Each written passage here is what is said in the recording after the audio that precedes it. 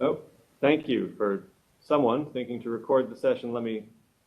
For posterity, let me capture the initial slide and the welcome to everyone who is joining us in person in New York City, in person in Albany, and on WebEx at the second day of our Zero Emissions by 2040 Technical Conference. Yesterday, we covered a lot of ground.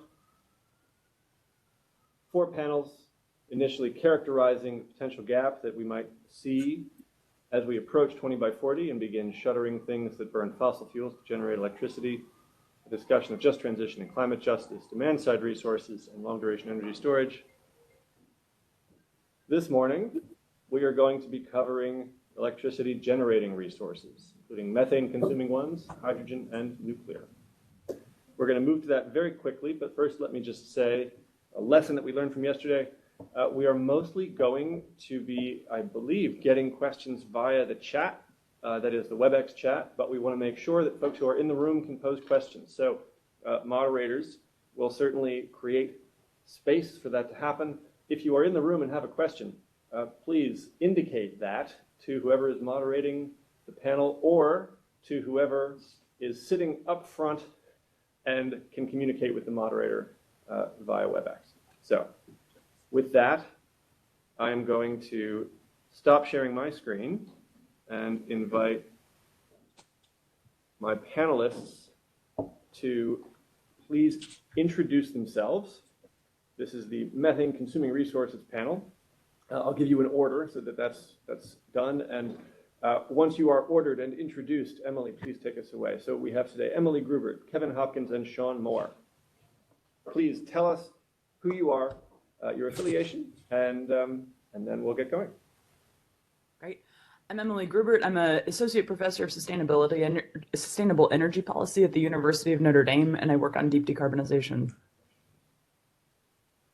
Yes, hello. I'm Kevin Hopkins. I'm a project manager in our energy consulting group at Sargent Lundy. Sargent Lundy is a full-service engineering company. We work a lot in decarbonization, renewable energies, and traditional carbon or traditional fossil energies. Good morning, everyone. My name is Sean Moore. I'm the Director of Engineering at National Grid, and I've spent 33 years in the power generation business, and lately looking at transitioning some of our fossil generating units as we move towards decarbonization. Great. So I think I get the role of kicking us off and talking a little bit about what this panel is actually going to be addressing. So to start off, the goal of our panel today is really to talk about generation resources that use methane potentially in low emissions ways. And I think one of the things that's going to come out over the course of this panel is that there's a couple different resources and a couple different fuels that we're talking about, all with slightly different characteristics. And a lot of this stuff is still fairly prospective. So we have a general sense of how this might work, but there aren't that many examples of the way that some of these things are working. So taxonomically, what we were talking about a little bit is generation resources that essentially focus either on combustion, maybe with or without CCS, or fuel cells. So on the combustion side, we have combined cycle gas turbines and simple cycle gas turbines, essentially just burning gas, methane gases in this particular context, reciprocating engines, and boilers. We also have fuel cells, which can handle methane directly, even though a lot of the time you hear more about people talking about them with hydrogen. On the fuel side, where this becomes kind of interesting, just in terms of how we think about low emissions methane, there's a couple different resources that might actually be used within these generation assets. So biogenic fuels like biogas, which tends to be kind of a mixture of CO2 and methane, usually sort of between 60 and 40% of one or the other. This is basically the raw biogas that will often come off of like a landfill or something along those lines. Biogas derived renewable natural gas is basically when you take the methane out of biogas and turn it into something that looks a lot more like pipeline quality, so essentially pure methane. The reason that I flag be careful when we talk about biogenic fuels here is that a lot of the time biogas and therefore any renewable natural gas that you have derived from that biogas may not be entirely biogenic. So we know from wastewater treatment plants and landfills and such, there is a fossil fraction that is being degraded and turning into methane. So the methane is coming off of waste potentially, but it may not be biogenic. Just as an example, if you have a lot of fossil-based like care products like shampoos and things like that, you will start to see methane in a wastewater treatment plant actually coming out of those more fossil-derived assets that can be up to about 25% based on some studies. So just flagging that. Another one that we talk about sometimes is synthetic renewable natural gas, essentially power to gas situations where you're taking electricity and then turning it into methane, oftentimes with the goal of basically trying to use renewable energy there. That's a new source of methane, so any of it that leaks is still additional. And then finally, we have fossil methane, which needs to be combined with CCS in order to be low emissions methane. And I will defer to Justin whether to leave the slide up for the rest of the panel, but looking forward to discussing. Thank you, Emily, for that thorough, concise, and speedy introduction to the realm that this panel is meant to cover. I think it makes sense to leave it up, certainly at the outset, in part because my first question, which is for Sean or Kevin, whichever of you would like to take it, is about physical and operational features, especially of the generation resources, but with an eye to the fuels. So as we consider generation resources that might feature in a 0 by 40 zero emissions world, one of the things, of course, that we want to understand is what features of those resources we ought to be assessing. And so I'm curious to hear from, I'll start with Sean and then turn to Kevin to fill in gaps. What is it that we want to assess when we consider that short list of items and consider it with the different fuels in mind? So I think one of the things to consider is flexibility. And when we look at generating resources regarding whether it's combined cycle or simple cycle, reciprocating engines or the boilers, in terms of fuel source, there is a lot of flexibility in terms of what different types of fuels they can consume. And that is whether it's methane, it's a biogas, or transitioning towards hydrogen. There's been a lot of work done by many manufacturers that demonstrate the capability of these resources to be able to consume all or part of different fuel supplies, which I think is important moving forward because there's a lot of unknowns in terms of supply. And so with that flexibility, it provides you the opportunity to install assets that would be able to operate not only in the near term, but also in the future. So that's one of my takeaways here. Thanks, Sean. I think I'd add to that, commercial readiness at utility scale for some of these technologies that Emily listed. A lot of them require a lot of investment, a lot of development in order to drive those prices down or costs down for their implementation. So we're talking about 2040 here. 2040 is about 16 years away. Not a whole lot of time to develop some of these technologies to use at utility scale. There's other features of the generating facilities themselves that need to be considered. Among those, whether the facility is a limited, let's say, peaker use. Some of the technologies may not be ready for that type of use, but so there's peaker capabilities and maybe higher capacity factor facilities that will use some sort of a combustion or some type of these drop-in fuels for most of the year. So those are the things that need to be considered when assessing these newer technology. Yeah, I think that's a great point, Kevin. The other thing you kind of touched on, I think, is regarding how we would look to use these assets, because, in terms of dispatchable resources, it could be short term, short duration, or longer duration, and that's going to tie into what type of resource you'd want to have. In line with that, it's also the ability for some of these assets to be able to both startup time's critical, not only on combustion turbine units, but it also is something you got to evaluate on fuel cells, and also ramp up and ramp down, to be able to address some of the intermittencies of renewables. That's going to be a key factor. So those are areas that you'd want to consider when evaluating the assets that are going to support the networks. So it seems like between the two of you, you've captured a lot of the key physical and operational features to be sure to include in a list when you assess what it is that resources in that category might do.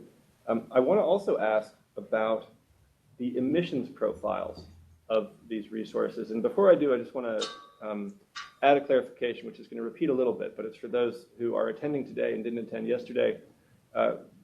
This technical conference was announced in a notice on October 20th, which was the same day that we sent out another notice, which posed a series of questions trying to get at the legal authority of, trying to get at information and analysis and insight into the scope of legal authority assigned to the Commission by the legislature of the state of New York with respect to characterization of the term zero emissions. And we are looking to have that conversation through written submissions chiefly.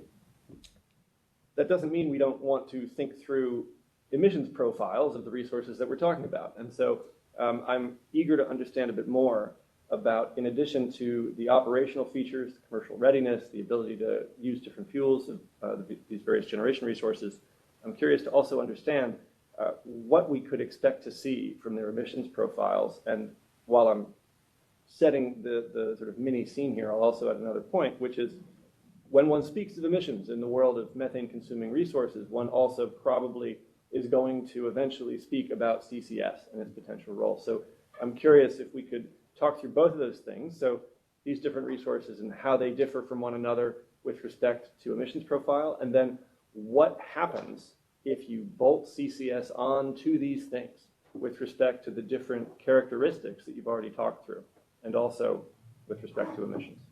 I know that's a lot. I'll structure it again as we go, but if one of you or Emily maybe wants to start us off with just talking about distinctions with respect to emissions to get going. Yeah, I'll start because I think my colleagues have a lot more information about the real operational profiles of some of these technologies. I'm a life cycle assessment person, and I know we're not talking full life cycle, but just to talk a little bit about some of the things that we might care about with respect to emissions profiles. I think one of the things that is really important to consider in thinking about operational emissions profiles for some of these generating assets is what those look like under the kinds of operational conditions that you would actually expect them to be experiencing in 2040.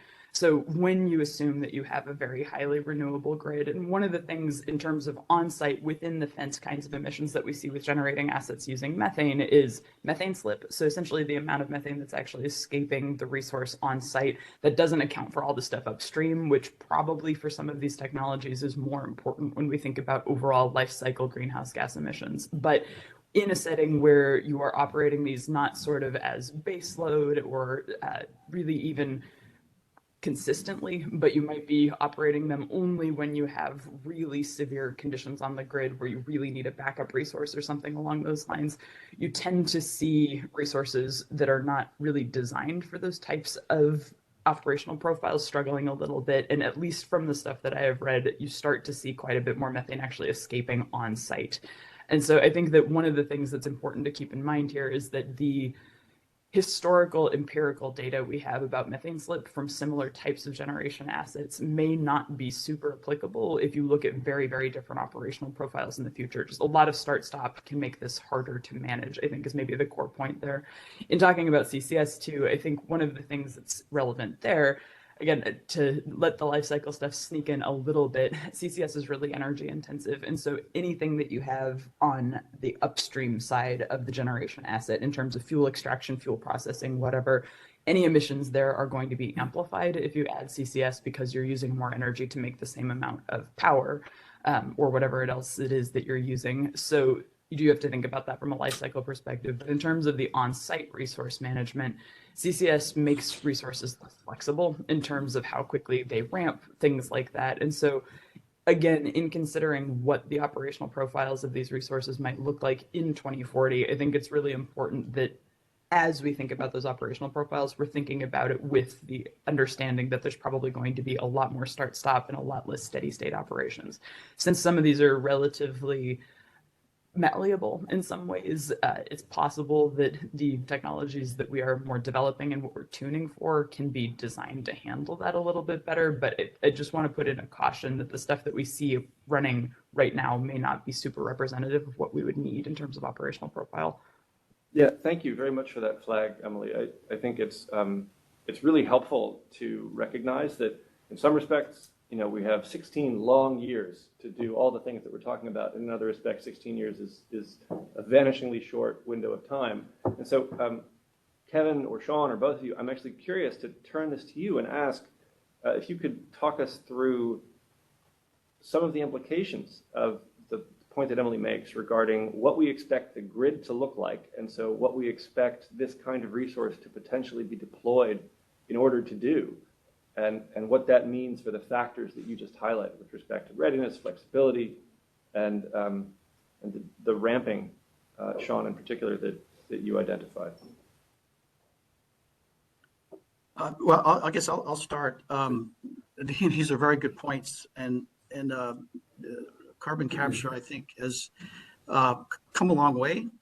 It's still emerging. It's still being tested in slipstreams, but there's a few large utility scale applications there, but they're not operating currently at this scenario that may be that may be characteristic of this 2040 profile. So what we're seeing with a lot of our projects and clients, they're very interested in this. They're very interested in understanding how CCS works, ramping up, that they want to apply carbon capture, for example, on recips or simple cycle, which are typically designed to follow the renewables lead and pick up where those generation profiles drop off. But that it requires some amount of a lot of engineering and assessment, and it requires additional study and investment to drive that the operation of CCS into a mode where rapid starts and stops and ramp rates that are quite high, that carbon capture can accommodate those types of operating scenarios. I guess, Sean, please go ahead, Sean.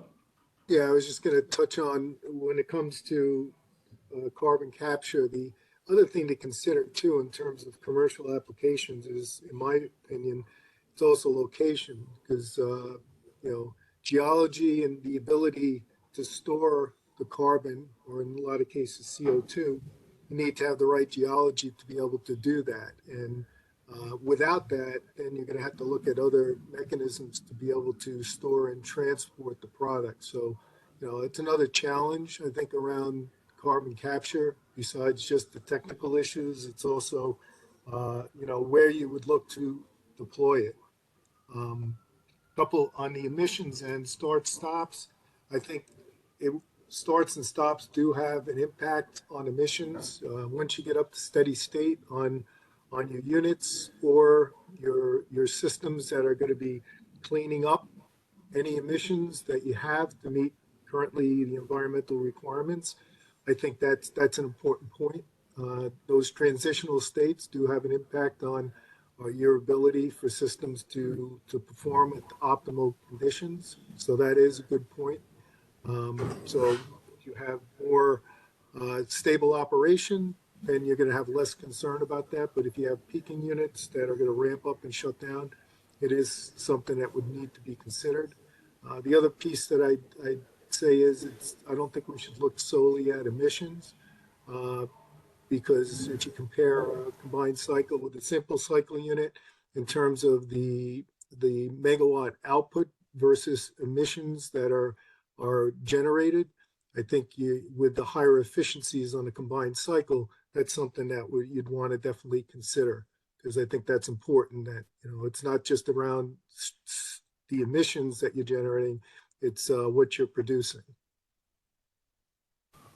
Yeah, thank you. So before turning to fuels, I want to ask one last question in this sort of set regarding operational profile. Could each of you talk through, and I'll ask Kevin to start, what you think of as the biggest open questions, technical and potentially economic, but I'm eager in particular to hear about the technical open questions about this list of resources in the 0 by 40 context, in the context where we have a grid dominated by intermittent renewables. To the extent, by the way, that there are open technical questions, and I guess I'll ask you to divide them. We've already talked a bit about CCS, but I really want to hear about the generation resources without CCS, and then maybe add that in. Sure. Well, I'll start with renewable natural gas. As Emily described, this is generally produced from anaerobic digestion, either from landfills or from waste treatment facilities or even livestock farms. And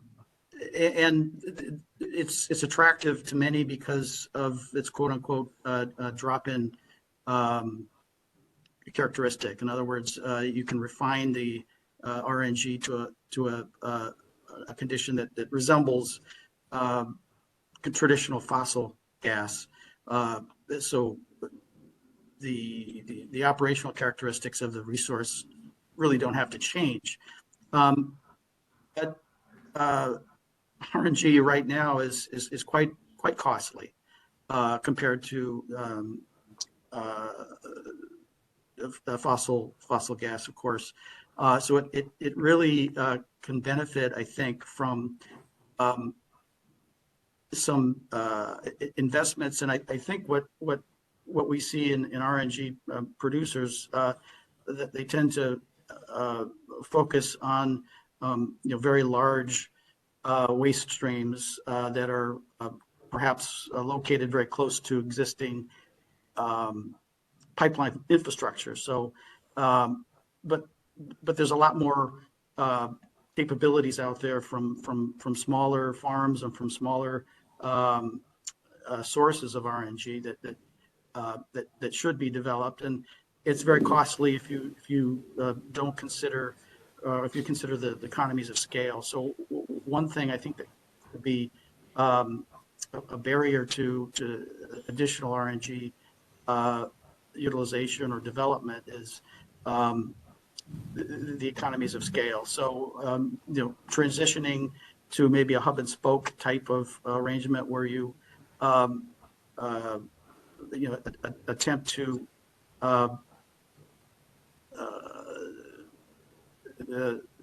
centralize a lot of the refinement that's necessary for renewable natural gas, as Emily described, is this gas comes off at 50 to 60% methane. It has to be refined. That takes some energy, and smaller facilities, it just drives the cost up. because of economies of scale. So I think one of the things, technical things that should be looked at is how to transition and agglomerate, if you will, all of these digester gas streams into a single refinement process, and that should drive costs lower. Well, so Kevin, thank you for introducing both the some of the sort of infrastructure and logistical issues that relate to RNG, but also this geographic feature of what we're talking about. I'm curious, could one of you talk through a bit about how the different fuels that we're discussing, I'm thinking especially of biogas versus RNG, map onto the geography of making electricity in different places? I feel like we haven't yet identified the likely size that we're talking about when we speak of these different generation resources. We've talked about other profiles, but I'm curious if someone could illuminate a bit about key differences that we would expect to see if we're talking about, say, standing up a fleet of fuel cells on site to consume biogas versus, I think, what you're getting at, Kevin, which is working out how to tap waste streams in a way that's consolidated and can deliver refined fuel to a power plant. I can take that one, at least briefly. I think one of the things that generally comes up when we talk about raw biogas versus RNG is basically how far you're willing to transport it. So in general, biogas that still has this sort of somewhere between 40 and 60% CO2 and somewhere between 40 and 60% methane is not something that you want to be moving very far. So typically we see that burned on site. Usually at a landfill or a wastewater treatment plant or something along those lines. With RNG, the fact that it is pipeline ready is oftentimes kind of held up as the reason that it's useful. So you can put it into a pipeline, transport it all around, and that gives you some more flexibility in terms of location. But I think one of the things, this is a bit of a hobby horse of mine with all of these resources, is again, when we think about what 2040 looks like, and when we think about these long-term aspirations for zero emissions, there's real questions to me. This is maybe also kind of an answer to the question about technical impediments. This is not necessarily a difficult question, but the question of how much networked infrastructure you want to be relying on in a situation where you have some resources that are not running very often, I think is a really very important one. And particularly when we think about fossil methane, it's unlikely that in a sort of successful decarbonization pathway, you have the same burden, but also access to pipeline infrastructure that we have right now. And I think a lot of the time when I see decarbonization models assuming that there's a little bit of fossil gas available pretty much anywhere you want it, I get a little nervous about what assumptions are being made about who's maintaining all those pipelines, whether those pipelines are all there, et cetera. So I think in some ways, looking to RNG to kind of replicate that networked infrastructure move is not necessarily the way that we want to be going for something where you're expecting these resources to run very infrequently. That doesn't mean that it's not helpful to have that upgraded resource if you're going to be using it in some sort of combustion process. Like, it's easier to run a lot of these things if they are using fuels that have been cleaned up a little bit, because there's stuff other than CO2 and methane and biogas as well. But I think a move that really prioritizes networked infrastructure is a commitment to quite a lot of overhead with a lot of these types of things. And so the idea of, I know we're not talking about hydrogen, but the idea of actually operating resources that don't run that frequently, but are able to either generate or store a small amount of fuel on site, whether that's because it's co-located with a biogas generating facility or whether it's like a hydrogen electrolyzer or something like that, starts to add costs probably. But when you look at the benefits that you get from not having to maintain a full pipeline infrastructure, those costs start to seem a lot less onerous than they might if we're just sort of assuming the pipelines are there and they're going to be there forever. I think the other point that I would make quickly on the biogas versus RNG thing in terms of location, agglomeration, et cetera, is that from an emissions perspective, it's actually pretty important to consider which of these things would have existed anyway and which of them are being made and therefore kind of creating additional climate burden potentially. So if you have a wastewater treatment plant, you can run it to produce minimal methane and you can run it to produce maximal methane. And so when you're thinking about what it would mean if some of that methane escapes to the atmosphere, it really does matter how well you've tried to avoid creating the methane in the first place if you're going to start claiming that that methane is climate neutral or something along those lines. So there's not that much biogas, which means that there can't be that much RNG, but the distinction between biogas and RNG that are sort of associated with baseline wastes versus the maximum amount that we could make is kind of a factor of 5. So a lot of this potentially, when we talk about expanding a biogas industry or expanding a renewable natural gas industry, is probably manufacturing methane on purpose, which changes the emissions profile pretty significantly.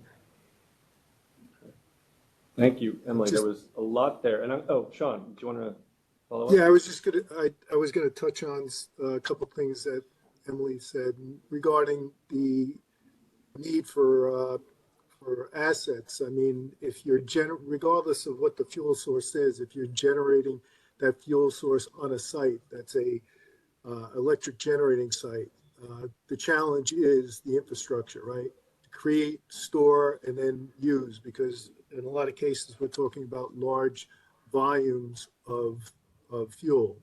On the network side, if we're looking at 2040, there's been a lot of discussions. Emily touched on it with hydrogen, and there are capabilities of hydrogen and blending hydrogen into the existing infrastructure. And if that is done, then it's not only to consumers, but it's also for power gen facilities that would be capable of using that fuel. So there's discussions around that, and I think to me that's one of the challenges is if that's an opportunity, then you have an existing supply structure that you can use. Whereas if it isn't, and you got to go in a different direction with different fuels, then the challenge is going to be establishing storage capability in areas to be able to supply the generating assets. Sean, you just started getting at the next question I have, which I think it's rather you or Kevin. Kevin, you mentioned the hub and spoke model as one potential way to develop infrastructure that will give you the economies of scale that you would need in order to bring RNG production down the cost curve. But we haven't really summarized what the options are for moving these different fuels to the place where you would turn them into electricity. And I just want to make sure we don't miss that, because we talked about what one would need to do, but I think that's just been isolated examples. Could you talk us through the sort of menu of options and what they each entail, and how lay that on to what we've already said? Well, I guess I'll take that. So staying with renewable natural gas for a moment, if this were to be applied, let's say at livestock farms, or capturing the methane emitted from manure or other livestock wastes, that's that digesters could be anaerobic digesters could be installed on some of these farms. However, it becomes very difficult to get that that gas refined and injected into pipelines, if that's the ultimate objective. So some of the models that we've looked at here for some developers are to attempt, at least for agricultural, to agglomerate some of these poultry or dairy applications in a limited region, and move that gas either for using some sort of a overland transport, trucking, or some rail infrastructure to move it to a refining facility.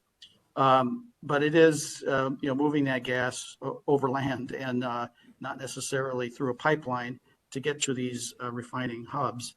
From there, the output of that refining hub would have to be some sort of a new pipeline infrastructure to get that to wherever the users are, whether that be an electrical generator or CHP or other users that will rely on that gas as their quote unquote drop-in fuel. I think there's a lot of study that needs to be done. I think Emily's point regarding fugitive methane from these processes has to be certainly part of the study, and methods to reduce that are very important. And I think we all know that the impact of methane as a greenhouse gas is far more impactful or potent than CO2. So it is paramount to keep fugitive methane out of the atmosphere, and applying anaerobic digestion to livestock, for example, where there is none, is certainly a way to do that. I want to turn to a clarifying question based on something we've gotten from the chat. And so on that list of fuels, we have a few identified, but what we don't have up there is biodiesel. And the question in the chat says, there are places where biodiesel is used in power sector applications. I just want to put that to the panel.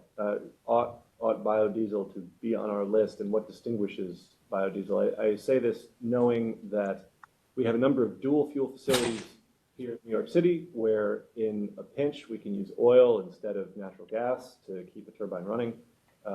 Does biodiesel have a similar kind of profile where power generation is concerned?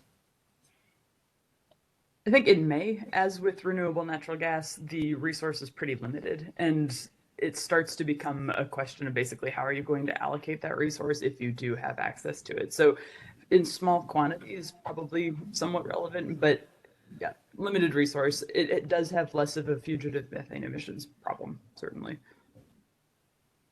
I think there is, even in limited quantities, I think there could be an opportunity for the use of biodiesel in place of what is currently used as a light distillate fuel for some combustion turbines or reciprocating engines. And again, looking at those as peaking operating units, that may be a potential solution for units that don't run all that often, but are needed during certain times when the renewables aren't providing their energy. So I think it should be considered as a potential option. I agree. I think we've seen facilities that operate as peakers, utilizing exclusively distillate oils in large tanks. But the amount of generation per year is minimal. But at the same time, it does provide that assurance that when that energy is needed, it can be provided on a limited basis based on how much biodiesel can be effectively stored in these tanks. So there's something that we've touched on glancingly a couple times, and I just want to go right at it.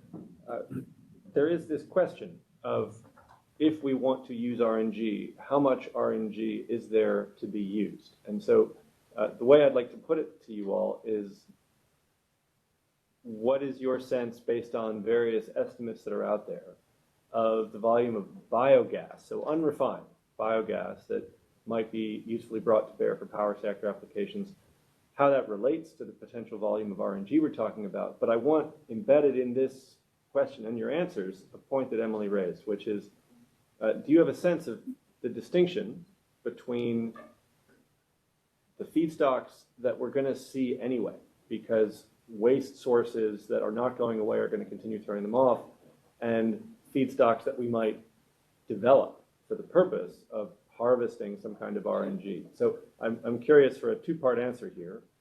Estimates of how much we're talking about relative to, and I leave it to you to choose like what we're relating this to, but both parts of this story. So existing waste streams, and then how much we think we could add for the purpose of harvesting the resource. This is pretty coarse, and I haven't done it for New York specifically, but my sort of baseline understanding of how much is available is sort of on the existing emissions that are leading to methane is sort of 1% of the size of the natural gas system, and what you could actually manufacture is closer to 5% of the existing natural gas system. That's actually kind of interesting because it's a small number. I'm relating it to the whole gas system, not just the natural gas that goes into power, but when you think about a 2040 world, I will say I'm a little suspicious sometimes of the way that we talk about biogas and renewable natural gas as potentially negative emissions just because of all of these challenges with methane being released and the fact that some of it's not biogenic. But if we're thinking about this as kind of a backup resource that's allowing for chemical energy storage that can be used at times when grids are really challenged, 1% of the existing natural gas system might be enough. And that's an interesting place to start, but it's not huge. Yeah, I guess I'd second that.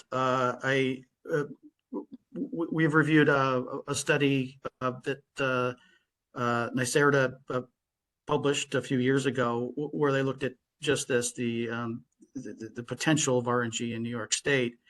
They identified approximately in a limited adoption scenario all the way up to optimistic implementation, but somewhere in the middle, about 90 trillion BTUs per hour. So we looked at that and tried to figure out, well, what does that mean? And if we assume that, say, 50% of that is available for peakers or for other types of gas turbine combustion. We also estimate about 5% of that dispatchable, at most 5% of that dispatchable generation for that gap that was discussed yesterday, 27 gigawatts on the low end. So it's not a lot, but it can make a dent, and it can be an important, along with other portfolio of other technologies that we're going to discuss later, hydrogen and nuclear. I think it's not going to solve the problem, but it can make a dent.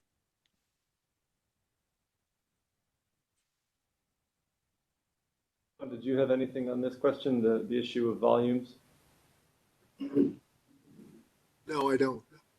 Okay. So something that we've touched on, but once again haven't quite come at directly, is that this kind of resource is not just something that the power sector is considering for whatever version of a low emissions future is being discussed in the context of other sectors and their plans. And I'm curious to hear a bit about where we think the power sector, who else would be going for these kinds of fuels and what that would mean for the power sector. And I'll tell you, when I ask that question, I have two directions in mind. One is that it's a limited resource, as we've said again and again, and so competition just means the price doesn't go down, it goes up. But on the other hand, I can imagine a version of the story where demand for this stuff in light of emissions constraints and moving away from fossil fuels means that lots of efforts go into developing more of it. And so I'm curious to hear from you all about how that dynamic how you think that dynamic might play out.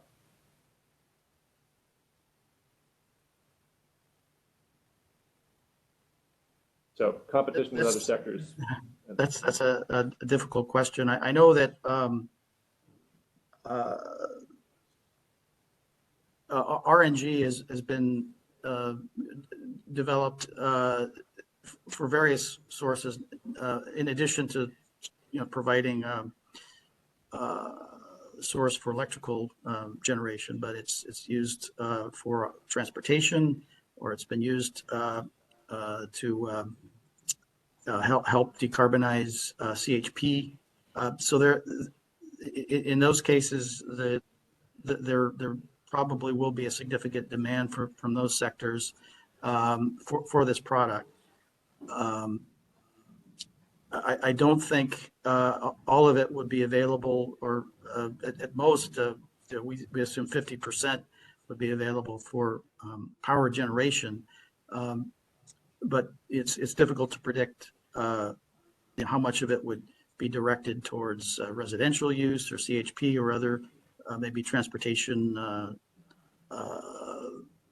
vehicles, and it's hard to predict how that's going to look in 16 years. I think my take on this one is more directive or normative potentially. I think when we think about the kinds of things that RNG and biogas can do that other resources can't do, there is potentially demand for it from heating, for blending with natural gas, like those kinds of things. It's my sense that the highest priority for these very limited resources is probably backup power generation, and essentially these very highly responsive resources that are able to step in when you've got renewable lulls, essentially. Most of the other applications where we see RNG being demanded are really for blending, or they're so small that they don't matter that much, and they're usually in applications where electrification is an option. So blending the small amount of RNG you have with mostly natural gas to do home heating does not do very much for you from a decarbonization perspective. Using it, even if it does have a bit of an emissions profile, because some of that methane is going to reach the atmosphere, some of the CO2 is probably fossil origin, so it's probably not a zero carbon resource, but it's important enough to keep the grid running in that last couple percent that potentially I think that that's the place where it's actually worth devoting these really limited resources. So yeah, there could be demand for it from other places. My perspective in general would be that I would like to see regulators being pretty clear-eyed about how much they can actually achieve in those other sectors and kind of saving it for where other resources are not available to do the function that it performs.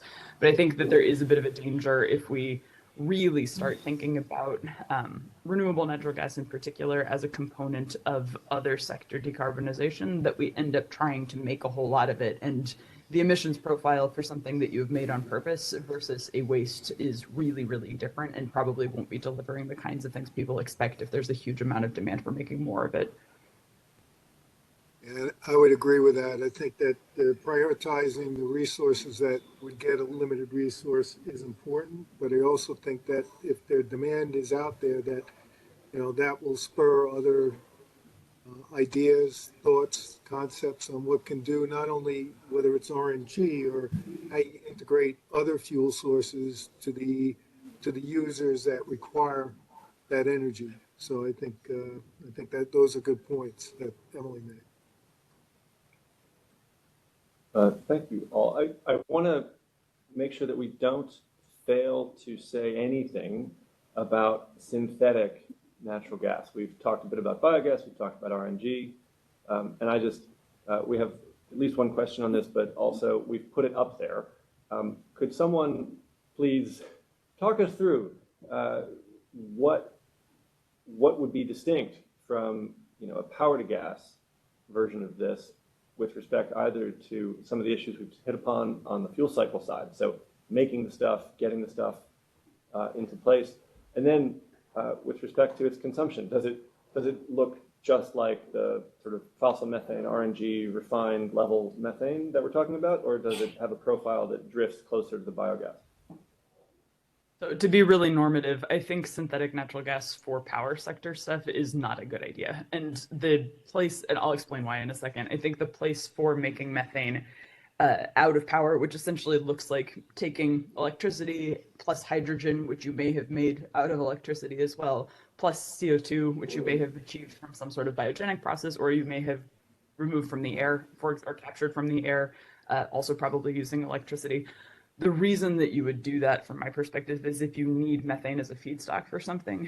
So particularly if you're thinking about making some sort of plastic or something along those lines where you really need a hydrocarbon input, but you can't use existing hydrocarbons. That's actually potentially a use for some of the biogenic stuff directly as well. But to do it for power is incredibly resource intensive. At the fence line or within the fence line of a generating asset, it probably doesn't look different from renewable natural gas derived from a biogas or really from methane that much, but the overall resource intensity of doing it is really, really high because you're using electricity plus again hydrogen, which comes from electricity, plus CO2, which maybe comes from electricity, to make something that you're then going to turn into electricity. But along the way, you've also manufactured a very powerful greenhouse gas that, if it escapes, is going to contribute to climate change. So you can't let that methane into the air, and it's super resource intensive to make. So profile probably doesn't look that different in a generating asset, but the life cycle of it and the kinds of resources you need to put into it really, I don't think, are worth it unless you absolutely need methane and cannot use anything else. Yeah, I would agree. At the user end, there's really not much difference, but what it takes to get the product is, just like Emily said, it's a lot of expense in order to get to that point. Well, thank you. So we have about 10 minutes left, and I want to focus this in two areas. One is about CCS, and the other is about other options for emissions controls. So actually, let's take that in reverse order. And I'll pose this question to the three of you, whoever wants to jump in first. How might emissions from different resources and fuel types be avoided or mitigated? We've obviously identified CCS, but I'm curious if there are other, or within the CCS header, we've spoken of it in a generic way. What would be involved? How would we go about avoiding or mitigating emissions?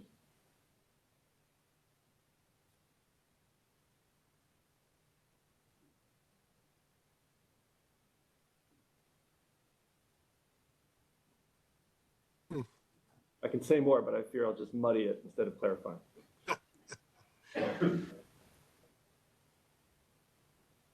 I mean, I guess in some ways we haven't actually been really explicit about why these non-fossil methane resources are interesting. And I suspect people are kind of familiar with this, but I think the idea is if you burn biogas or you burn bio-derived renewable natural gas, or if you burn renewable natural gas that you've made out of some sort of climate neutral CO2, whether you've captured it from the atmosphere, or you've captured it from a plant or something like that, hypothetically, when you burn them, the CO2 that is released on combustion is climate neutral. That's why people are interested in these particular resources. The challenge, again, like to muddy it, is you also have a bunch of methane that potentially is going to get emitted, so that contributes to a life cycle. You have a bunch of inputs that have gone into it, so you need to be careful about how you count the electricity or whatever it is that you're using to purify biogas. You need to be careful about whether the methane would have already existed, and you need to be careful about some of the fossil origin carbon that turns into CO2 when you burn it. But the basic promise of those resources is you can burn them and have them be climate neutral, and therefore you don't need something like CCS.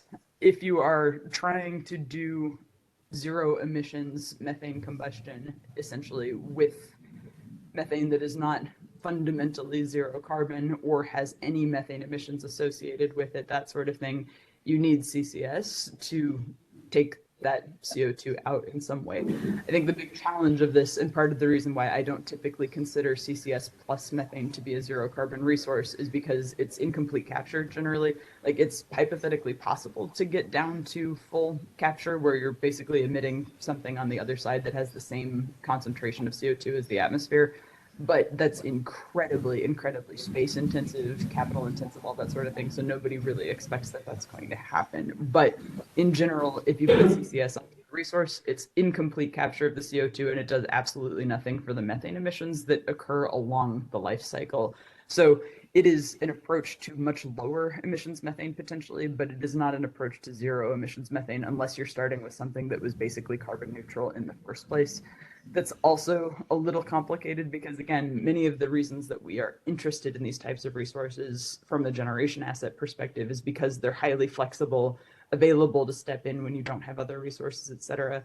CCS makes that operational advantage a lot harder because you're basically turning oftentimes something that looks a lot like a gas turbine into a steam plant, at least the way that we think about how CCS is working. And so it is potentially a way to get CO2 out of these systems. Sometimes people talk about putting it onto systems that are emitting biogenic CO2 to generate negative emissions, but the life cycle assessment needs to be really, really clear. And in general, CCS is not going to make a zero emissions resource.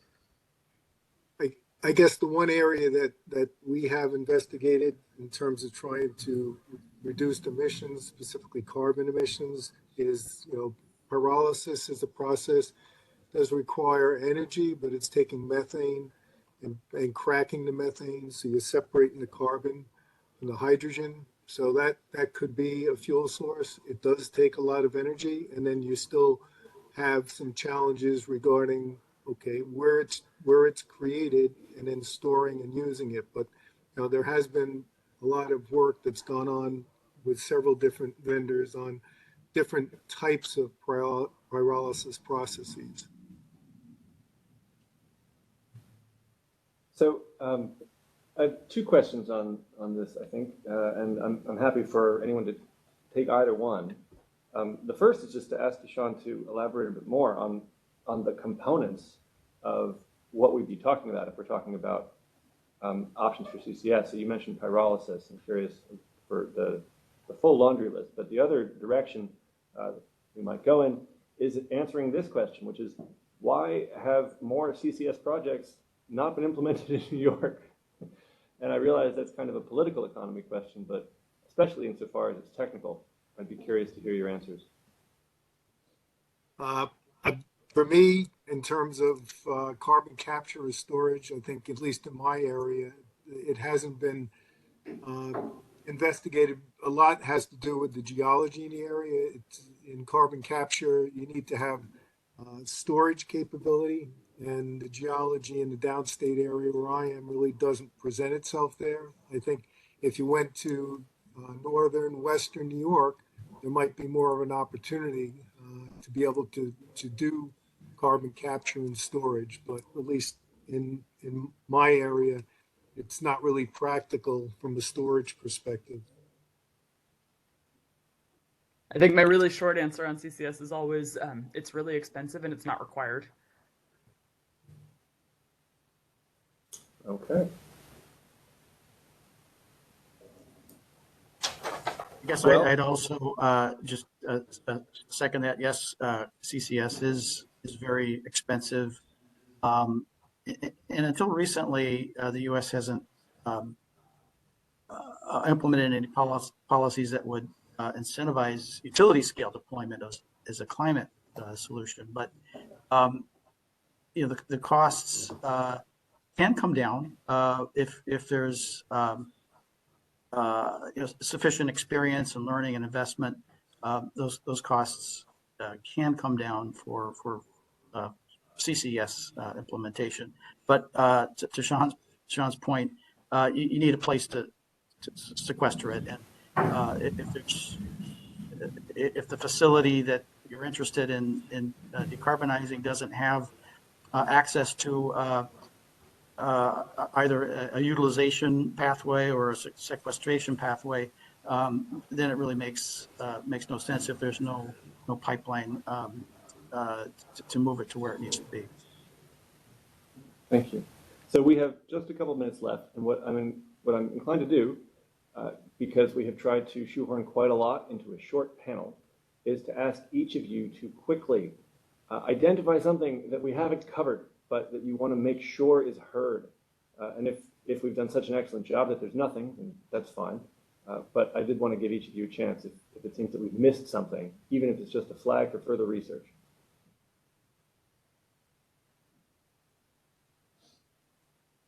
I think mine is most of these technologies are probably not zero carbon.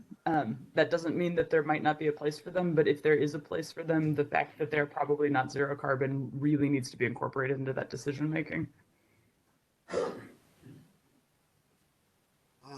I guess it ties into probably other discussions that are going on. I know we've talked about methane resources, but this is just one of many components, and I think we need to make sure that we're evaluating all options that could go into coming up with the future, whether it's generation or consumers, just being able to have different options that we can evaluate going forward.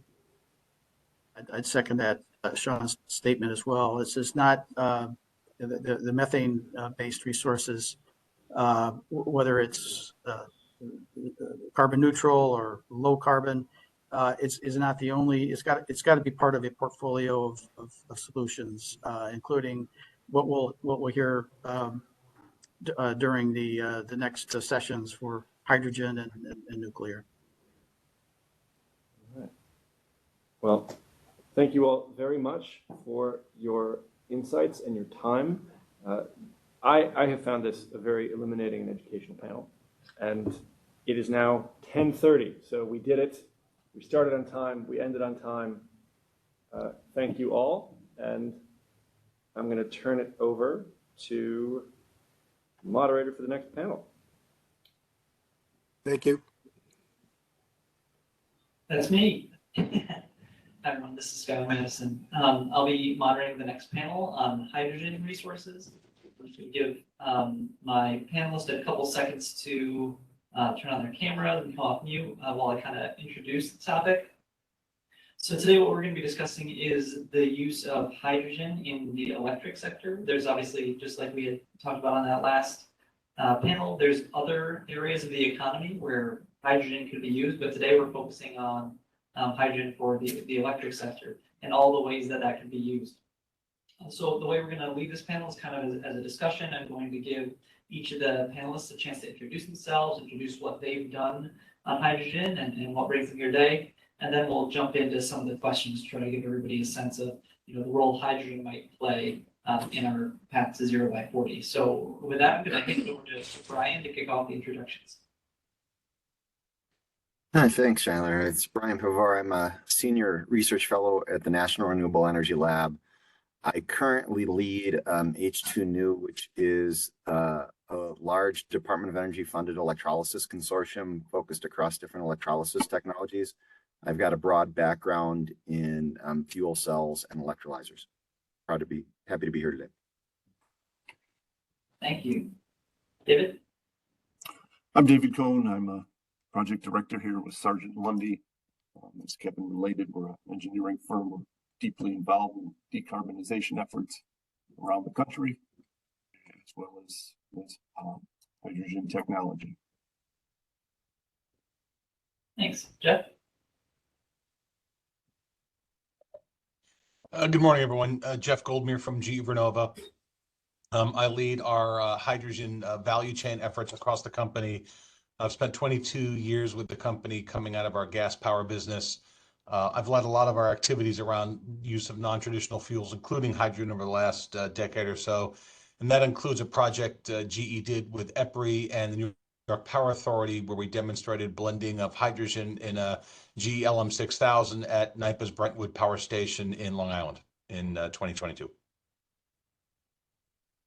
Thank you. So you kind of set up that first question. You mentioned the burning of hydrogen, but that, in my understanding, is not the only way we could be using hydrogen. So Bryan, you want to start us off with kind of discussing how do we actually use hydrogen for electricity production? What are our options here?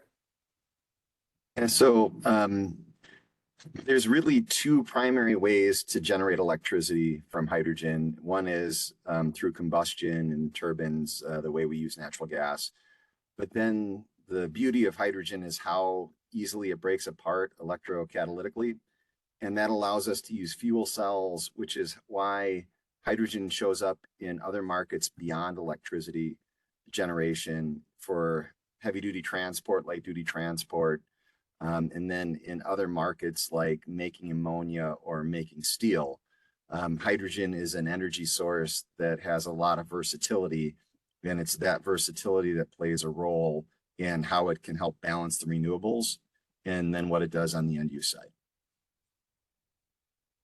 Thank you. So combustion and fuel cells. I want to turn over to the other two panelists to talk about how we get that hydrogen in the first place. So we know we have a couple of ways we can use it. It's flexible, it's good for electricity production potentially. But where is this hydrogen coming from? Well, there are several ways to generate hydrogen. The most well diffused technology is electrolysis, and so that's you've done that all done that experiment in high school chemistry, and it's a little more sophisticated than that in the application, but it's similar to that electrical separation of hydrogen and oxygen, and that can be electricity that's used for that could be obtained from renewable resources. Or perhaps nuclear resources, if you want to talk about zero emission generation or production, I should say, of hydrogen. Those are two ways that it's possible to generate hydrogen without carbon emissions. Excellent. So we have a couple of options for creating the hydrogen with zero emissions. Obviously, I think there's a couple other ways that we've seen hydrogen created through steam methane reforming and maybe even a couple of other methods that use methane to begin, or high temperature heat from fossil fuels. But it's good to know there are multiple options here for creating hydrogen from zero emissions. How available are we expecting those electrolyzers to be? Is that something that you think is going to be at scale by the time we need to start generating zero carbon from resources? And from the panel yesterday, it sounds like the first gigawatt scale need is starting to rise around 2035 to 2040. Do we expect electrolyzers to be prepared to serve gigawatt needs in the next 12, 13 years? Let me take a crack at that. I think the answer is yes. You look at what's happening and what the different electrolyzer manufacturers are talking about. Many of them are building additional capacity in factories because they see orders rising. So I think it's very likely that we could see electrolyzer production, scaling up dramatically. Look, and there are multiple, electrolyzer technologies. There's the alkaline systems. There's the proton exchange membrane, or PEM or PEM. There's next generation solid oxide systems. So I think we're seeing not just scale up of manufacturing capability, but investment into technology and technology advances. So I think it's likely that we'll see that. Yeah, I'll build on that. There's at least a handful of gigawatt factories on the planet already, and they're not particularly large. When I look at the scale of automotive production, and I look at the scale of what's going on in these types of facilities, the ability to scale the manufacturing capacity is something that should be able to happen in the not too distant future. Got it. And in terms of the generation side, I know Jeff just mentioned that they're testing the blending of hydrogen, or actually just finished testing some of that in some of the existing turbines. I'd like to split this into two parts.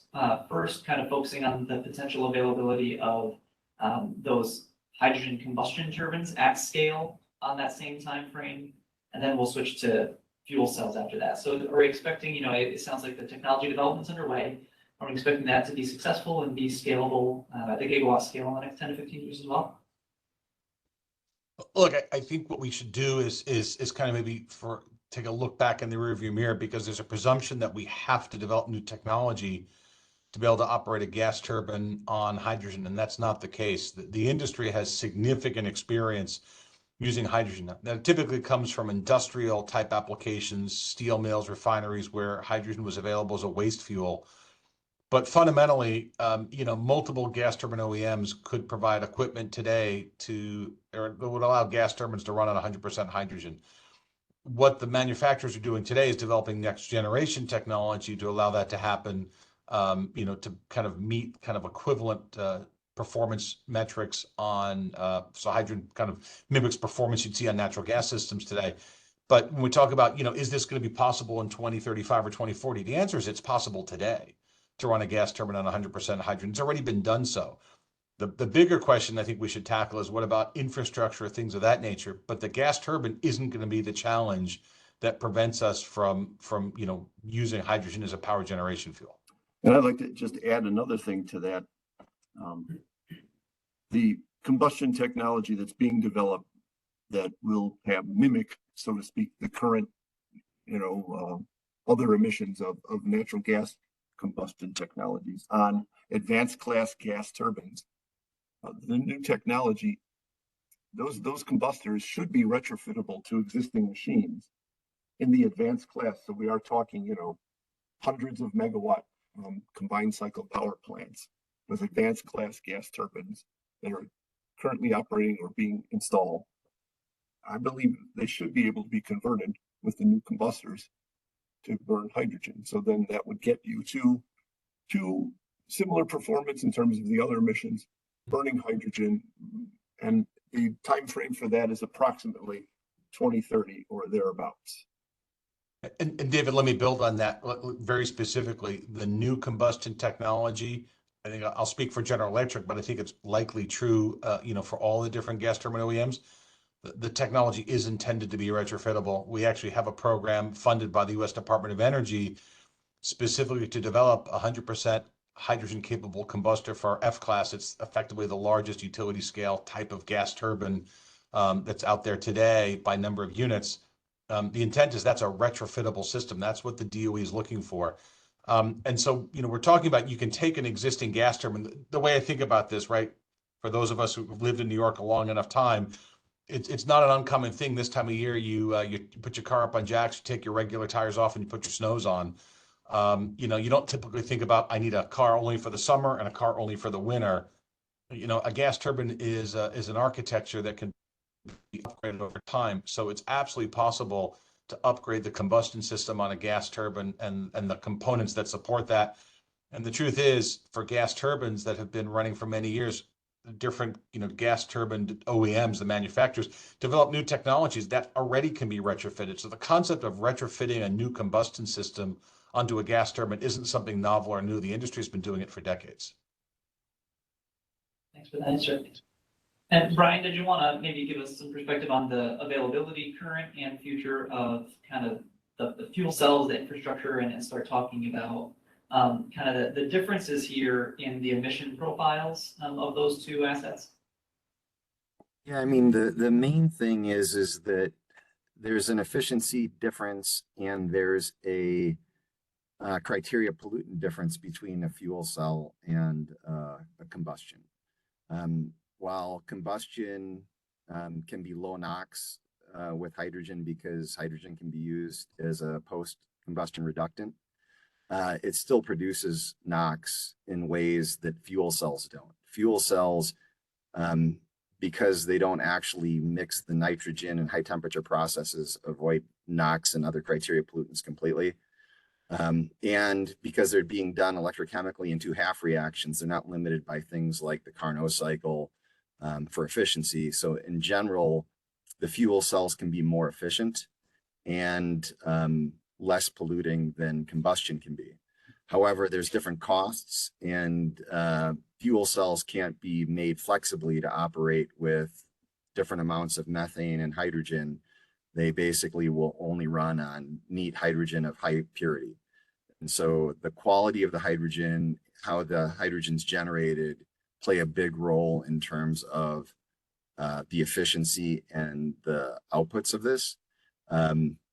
However, there are other limitations in terms of existing pipelines, because in most of these cases, the way that hydrogen is going to have to be handled is either going to have to be stored locally, and that's going to be very difficult. When I think about hydrogen, the main parallel for me is natural gas.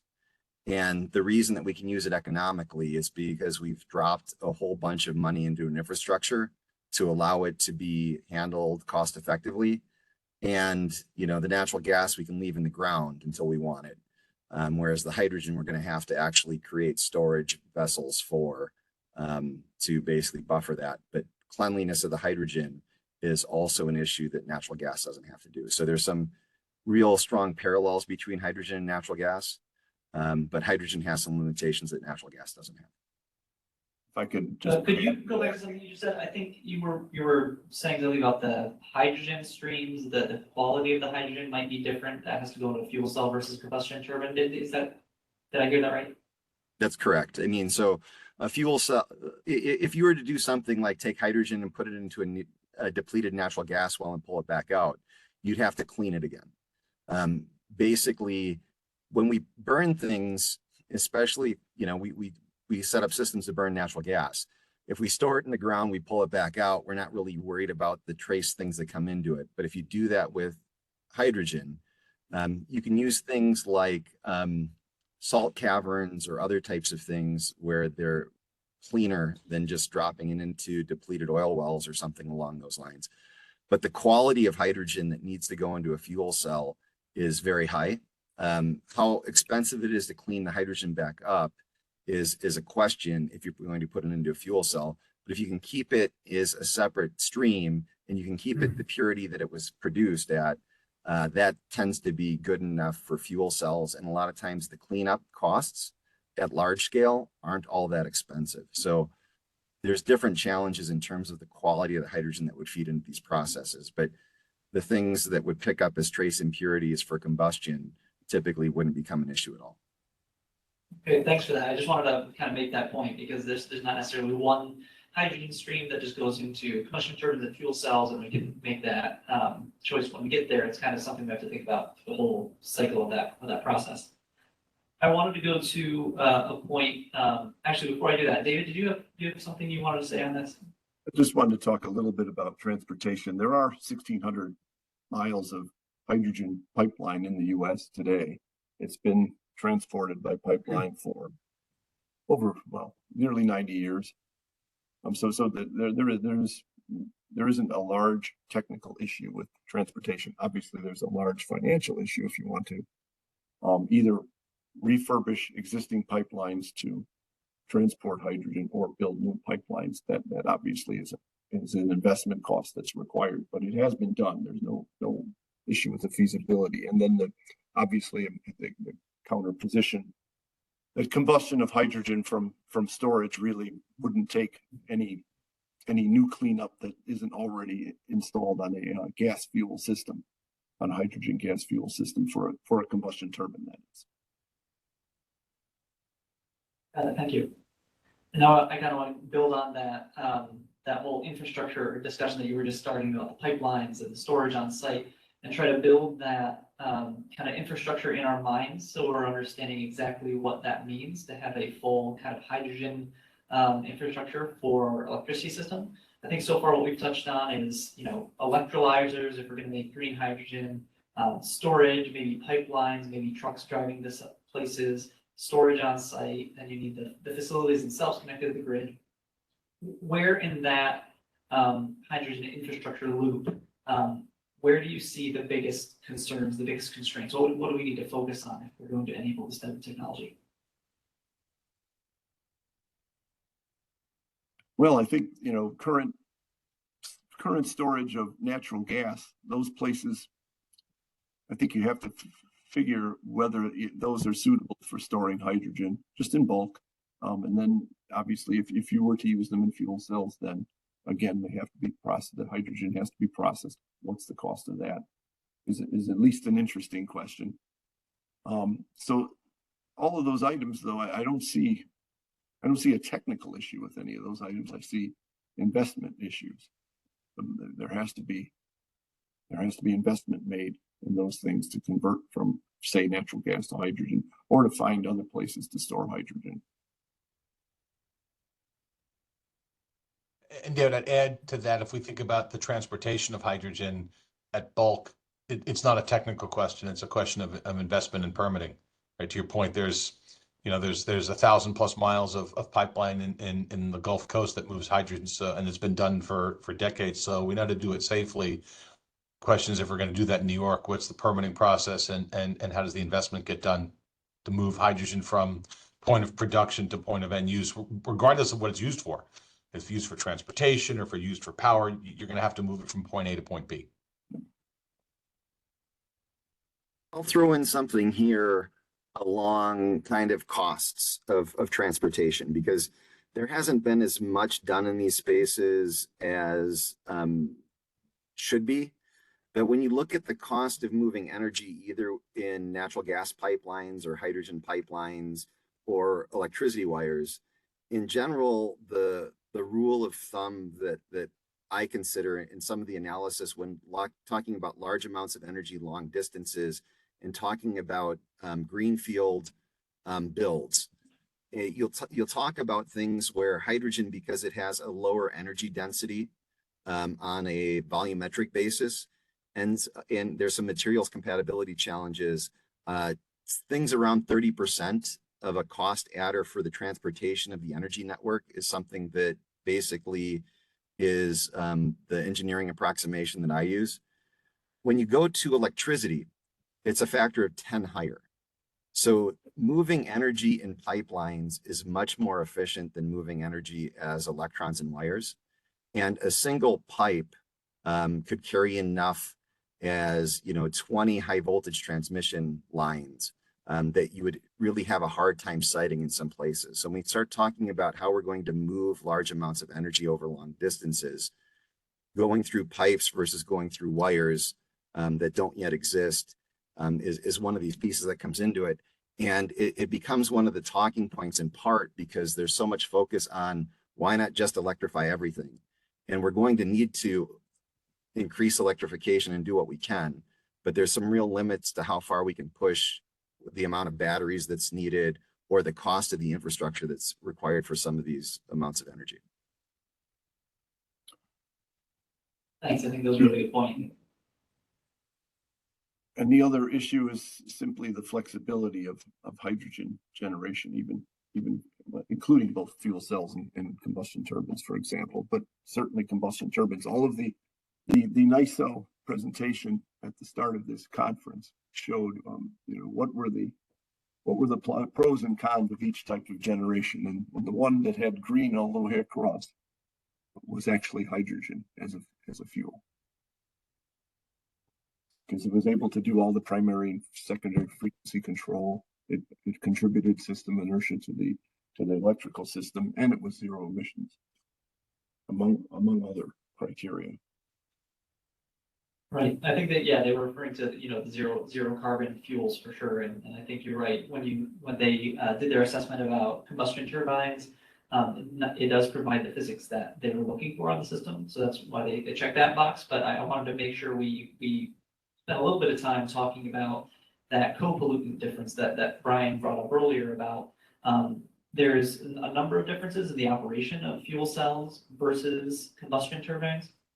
That'll be interesting to talk about. But another key difference is the outputs of those resources. I think fuel cells basically come out with water, whereas there is some amount of NOx generated from the burning of hydrogen. And that has been a concern. We've seen it in a lot of the comments provided on this and a number of other proceedings about if these are going to be sited in disadvantaged communities or if they're going to be sited in cities where a lot of the peak power needs are.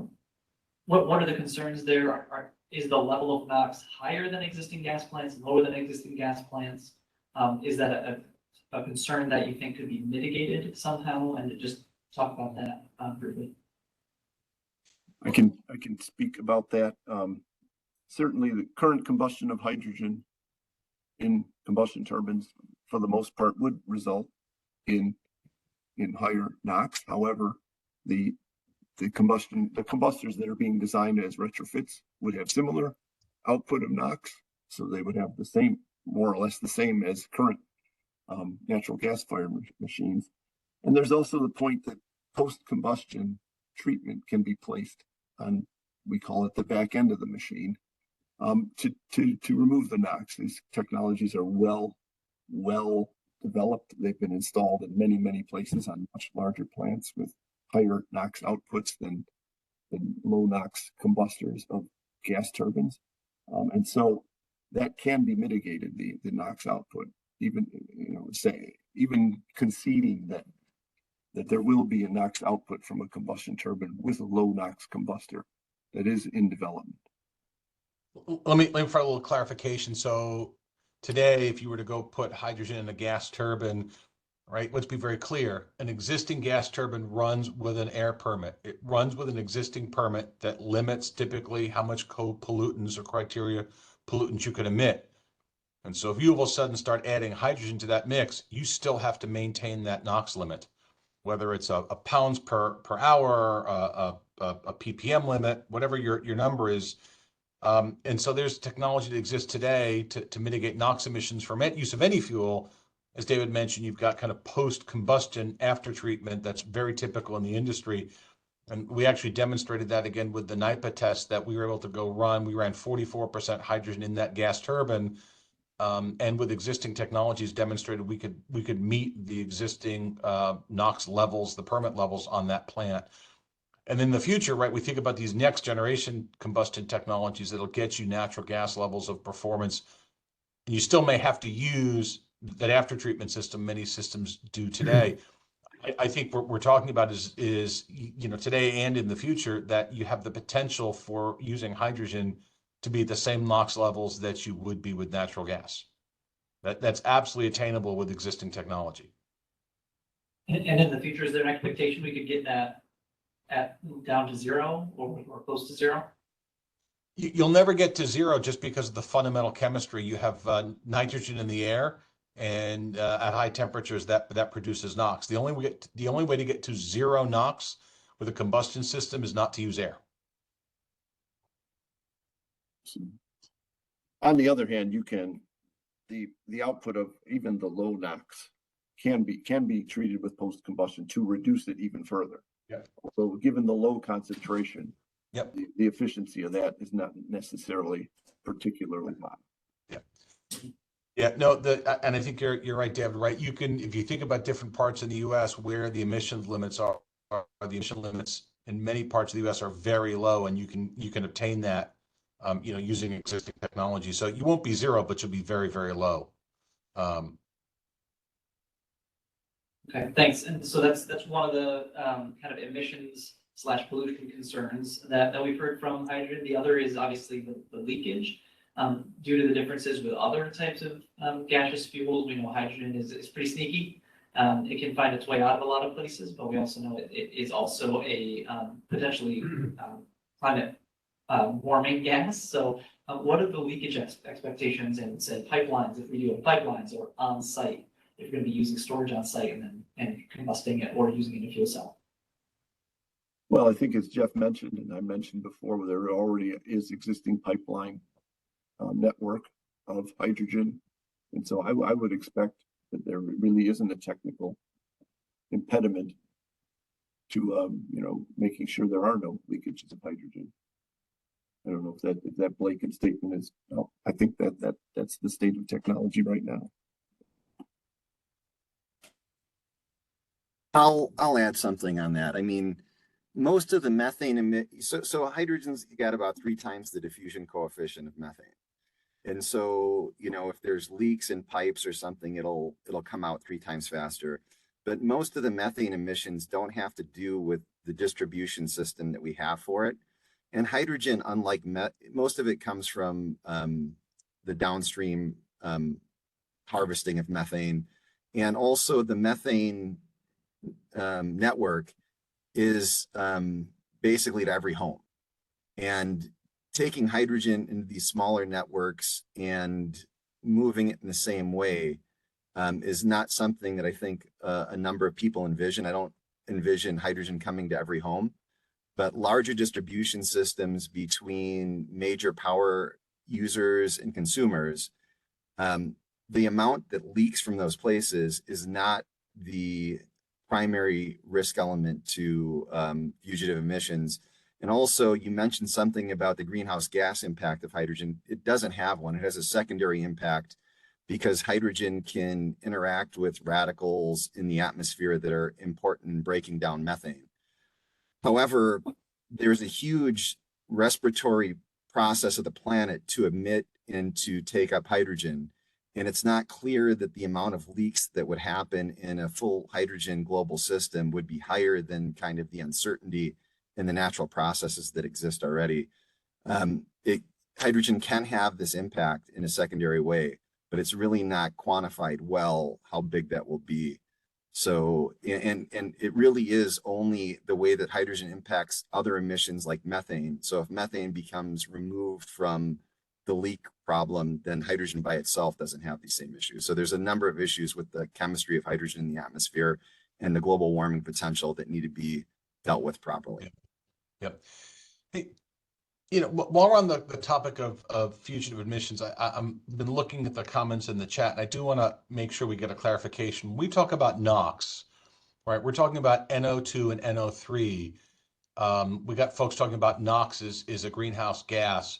N2O, nitrous oxide, is a greenhouse gas. NO2 and NO3 are not. And the phrase nitrous oxides tend to be used not always correctly. So I just want for the audience listening in to have the distinction that those are different gases. When we think about N2O, that's nitrous oxide, that's laughing gas, which you get at the dentist. That's not what a gas turbine emits. And so just want to be clear when we start talking about greenhouse gases and warming potentials of co-pollutants, let's just get our chemistry correct. Note taken. They have not, the peaker plants have not been emitting laughing gas this whole time. I think a bit different if they were. So that was some helpful clarifications. I like that discussion on co-pollutants. Just to summarize, it sounds like hydrogen combustion, it's going to be basically physically impossible to get NOx emissions to zero, but getting them much lower than they are for existing, say, peak power plants today is basically base level, and getting them even cleaner than existing the cleanest natural gas facilities is basically part of the plan. Is that right? The facilities that can burn hydrogen will use at least what's used at current natural gas facilities.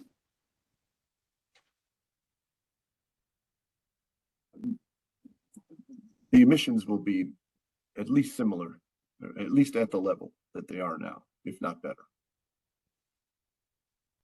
Okay, thanks. Just to kind of wrap that up. We had one question also come in through the chat about referencing the gap panel and some of the integration analysis work that was done previously that kind of used combustion turbines on hydrogen as their kind of what the nice ones defer the dispatchable emission-free resources. What that analysis showed was somewhere around 20 to 30 gigawatts of this defer being online on the system by 2040. And the question was about the feasibility and affordability of that outcome. I think we touched on, that was one of my earlier questions about, can a hydrogen economy basically be in place to generate 20 to 30 gigawatts of power in the next 16 years? And the answer was that I heard from the panel was yes. But I want to touch on the second part of that question, which is affordability. What's kind of the expectation? What are the main drivers of cost here? And what's kind of the expectation on affordability in the next 10 to 15 years? Well, I think affordability, I mean, there are a couple portions to that question, parts to that question, or parts to the answer to that question. The electric generation equipment, I would expect costs to be similar to what they are now. If we talk about combined cycle power plants, combustion turbines and a steam turbine and a heat recovery boiler, the equipment there is very similar. The combustion turbines will have to use the hydrogen burners, combustors, but I don't expect that cost will be markedly different than what it is right now. The issue is, how are you going to generate all of the hydrogen that's required if you need, say, 30 gigawatts of capability? That the amount of hydrogen required there is going to require a large build of renewable energy, or a large build, and or I should say a large build of some other electric generation technology that's zero emissions. And the only one that I can think of right here is nuclear power.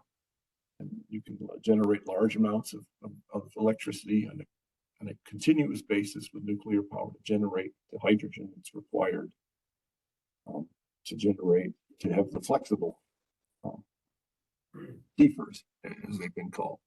And so that cost, that generation, and the electrolyzer build out, it will also add to the cost. And so I can't tell you off the top of my head what the cost of hydrogen from those methods would be, but that's sort of the largest question that I think we have. And David, I think you're on the right thread, right? If we look at what assets the state already has, both in simple cycle and combined cycle plants, what we're talking about is, can you upgrade many of those plants to run on hydrogen? The answer is yes. So in many cases, we're not talking about new facilities. We're talking about existing power plants that we're upgrading, and you're upgrading combustion hardware and some other things. It's not, I have to take the whole gas turbine, the whole plant, kind of take it apart and build new. And so really what it comes down to is, what's the cost of the fuel? How do you produce hydrogen at scale? And now, you think about what's the state planning as we think about large scale renewables.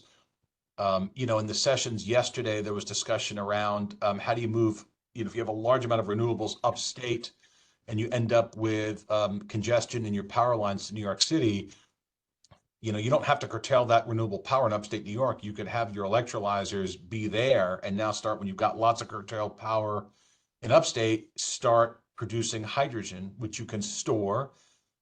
For long-term storage, you could think about converting that hydrogen to a liquid, whether it be ammonia or methanol or something else. And now you've got the ability to store that long periods of time. And I think with cost, I think it's all relative, right? There's this discussion around, this a couple days a year where you could have a 20 to 30 gigawatt, gap in power production. If you think about what's the cost of some of this infrastructure to avoid basically blacking out the state, what's the incremental cost? If you amortize that over a year, it's probably not a lot of money. I'm not an economist. I've not done the math. But if you're already putting in a large amount of renewable resources, don't leverage that curtailment to make the hydrogen. So I think we're talking about incremental investment above and beyond what the state might be planning already, because it's not everything new. What would be new, David said, right, we're going to have to move the hydrogen. What's the pipeline? How are you storing it? But I think those are rational costs. And you actually just touched on the first part of another question that came in from the chat, which was why haven't we talked about just putting the electrolyzers right next to the hydrogen generation? I think one of the things you were just talking about was the demand system in New York State.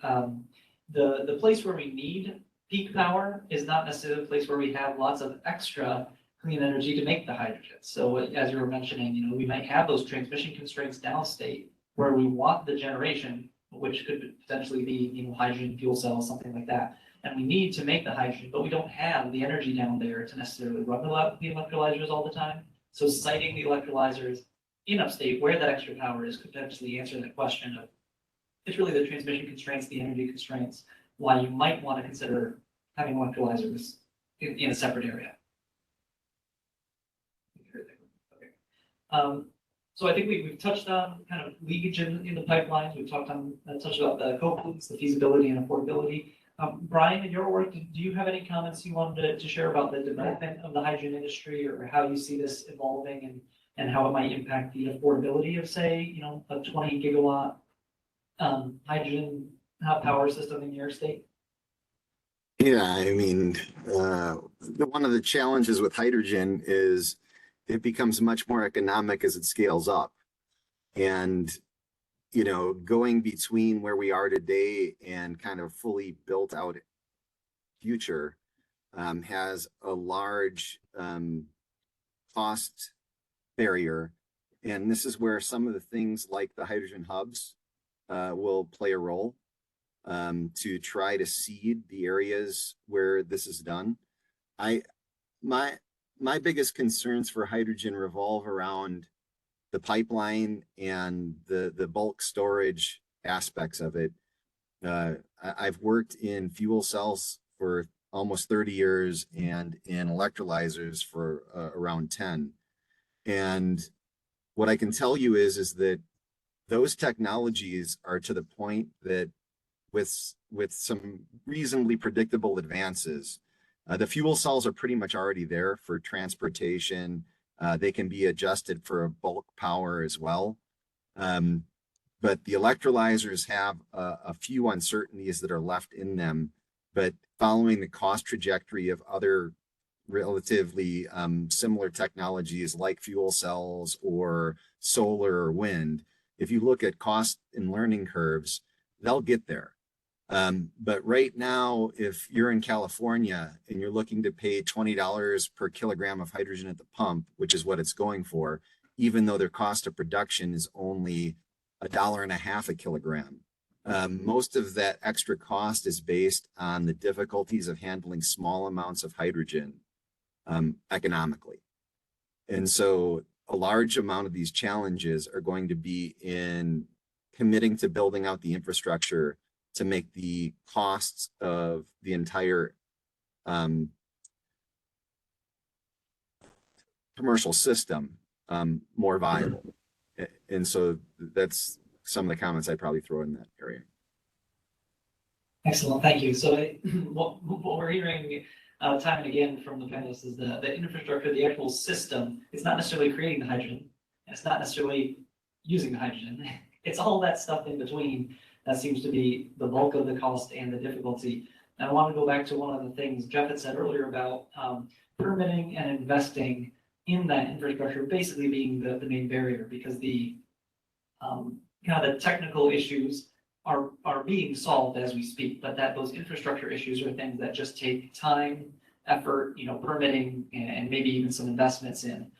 I know some of the folks that have commented have pointed to the New York City issues, the bridge and tunnel issues. If we're going to get past that, maybe we talk about hydrogen-specific bridges or hydrogen pipelines of some other way being able to be permitted. What do you think the best pathway forward is for large-scale support of hydrogen if that hydrogen is going to have to flow in significant quantities into the New York City area? What do you think next steps for us have to be as we think through that problem?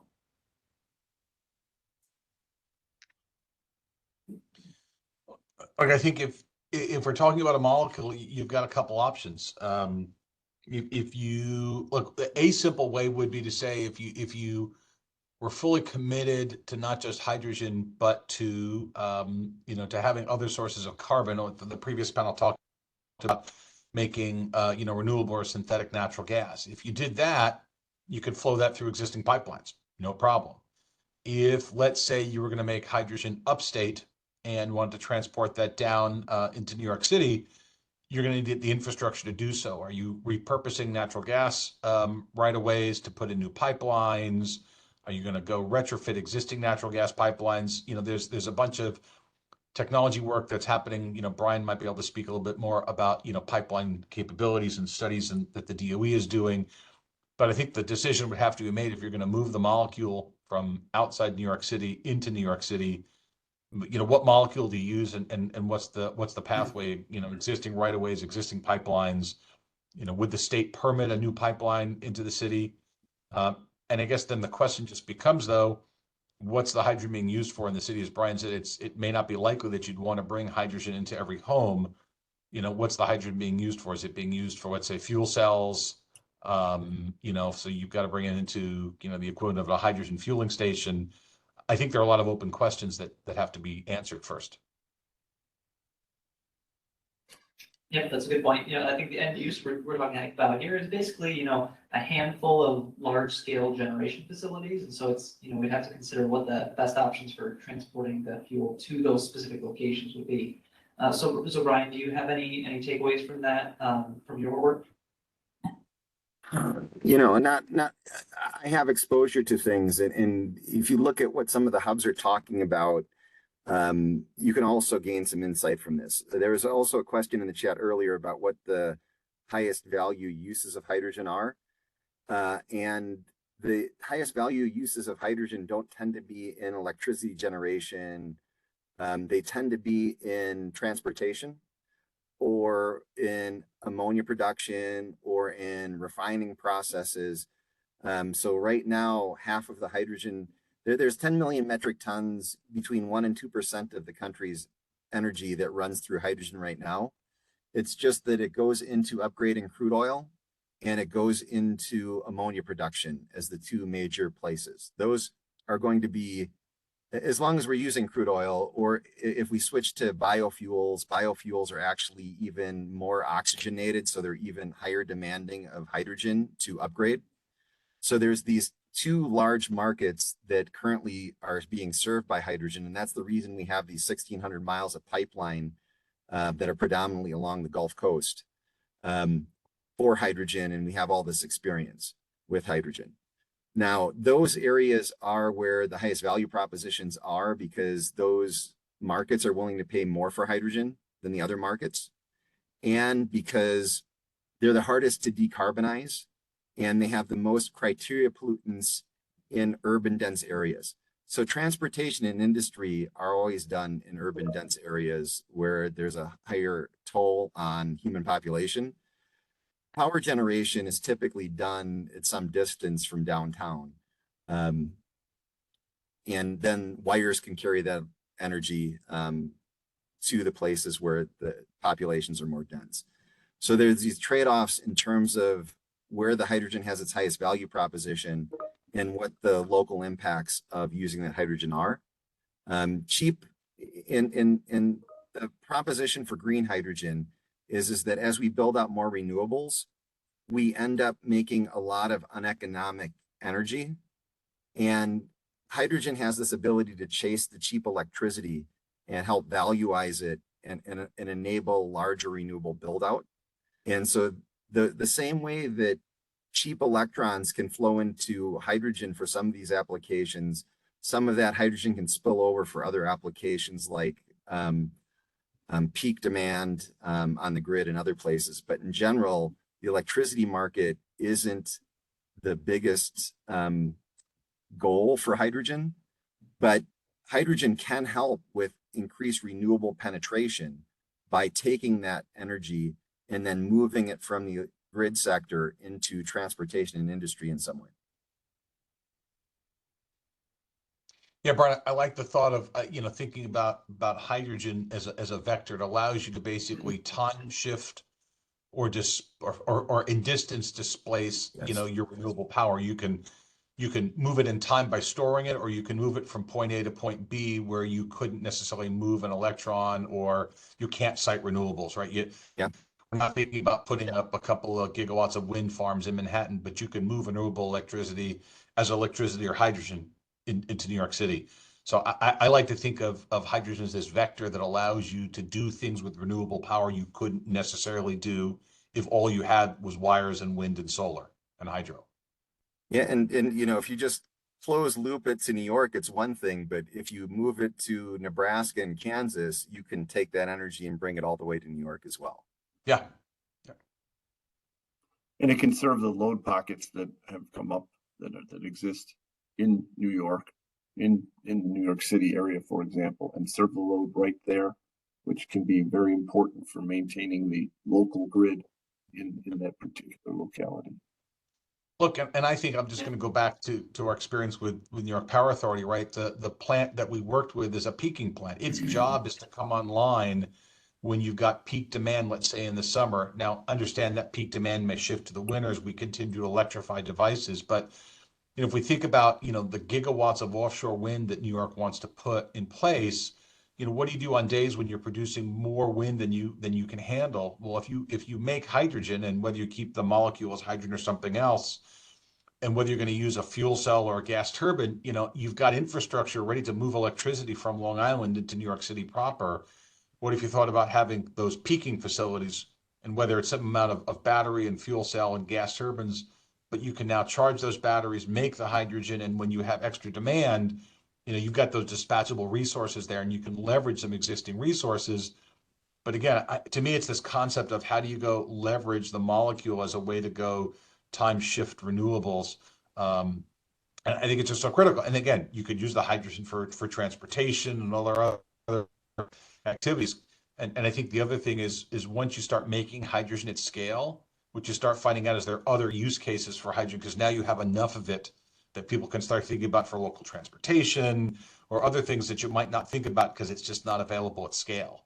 And frankly, that's, a tip of the hat to the DOE's, H2 at scale program, because you think about, if I've got a lot of it there, what are the other things you can do with it? That's a great point. And along those lines, we got a really interesting comment in the chat about, hydrogen and fuel cells being utilized in the transportation sector, essentially being an offset of electric system needs.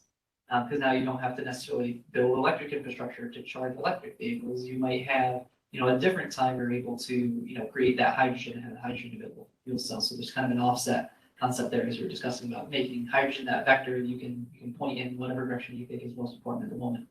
One of the questions that came in the chat also was about the transitional phase, say between now and 2040. We know, especially when we're talking about hydrogen targets and zero carbon targets, there tends to be a lot of focus on the cost, availability of resources in the target year, in the final year. What are our cost targets? How cheap does hydrogen need to be in 2040? But the point that's made in the comment is that there's this interim stage where the deployment actually needs to happen. We can't just wait till January 1st, 2040 to turn all these things on. There needs to be development between there, and there's that kind of cost phase during the transition where you might be paying for both resources. You have to be funding and deploying hydrogen capable, say, fuel cells or CTs, while you also have existing resources on the system. You might be building a hydrogen pipeline or a hydrogen transportation system when you have existing fuel transportation systems still online. Can you talk to the overlap there? Is this expected to have one go down at the same speed the other one goes up? Or is there going to be, as the question seems to imply, that almost double paying if we go the hydrogen route.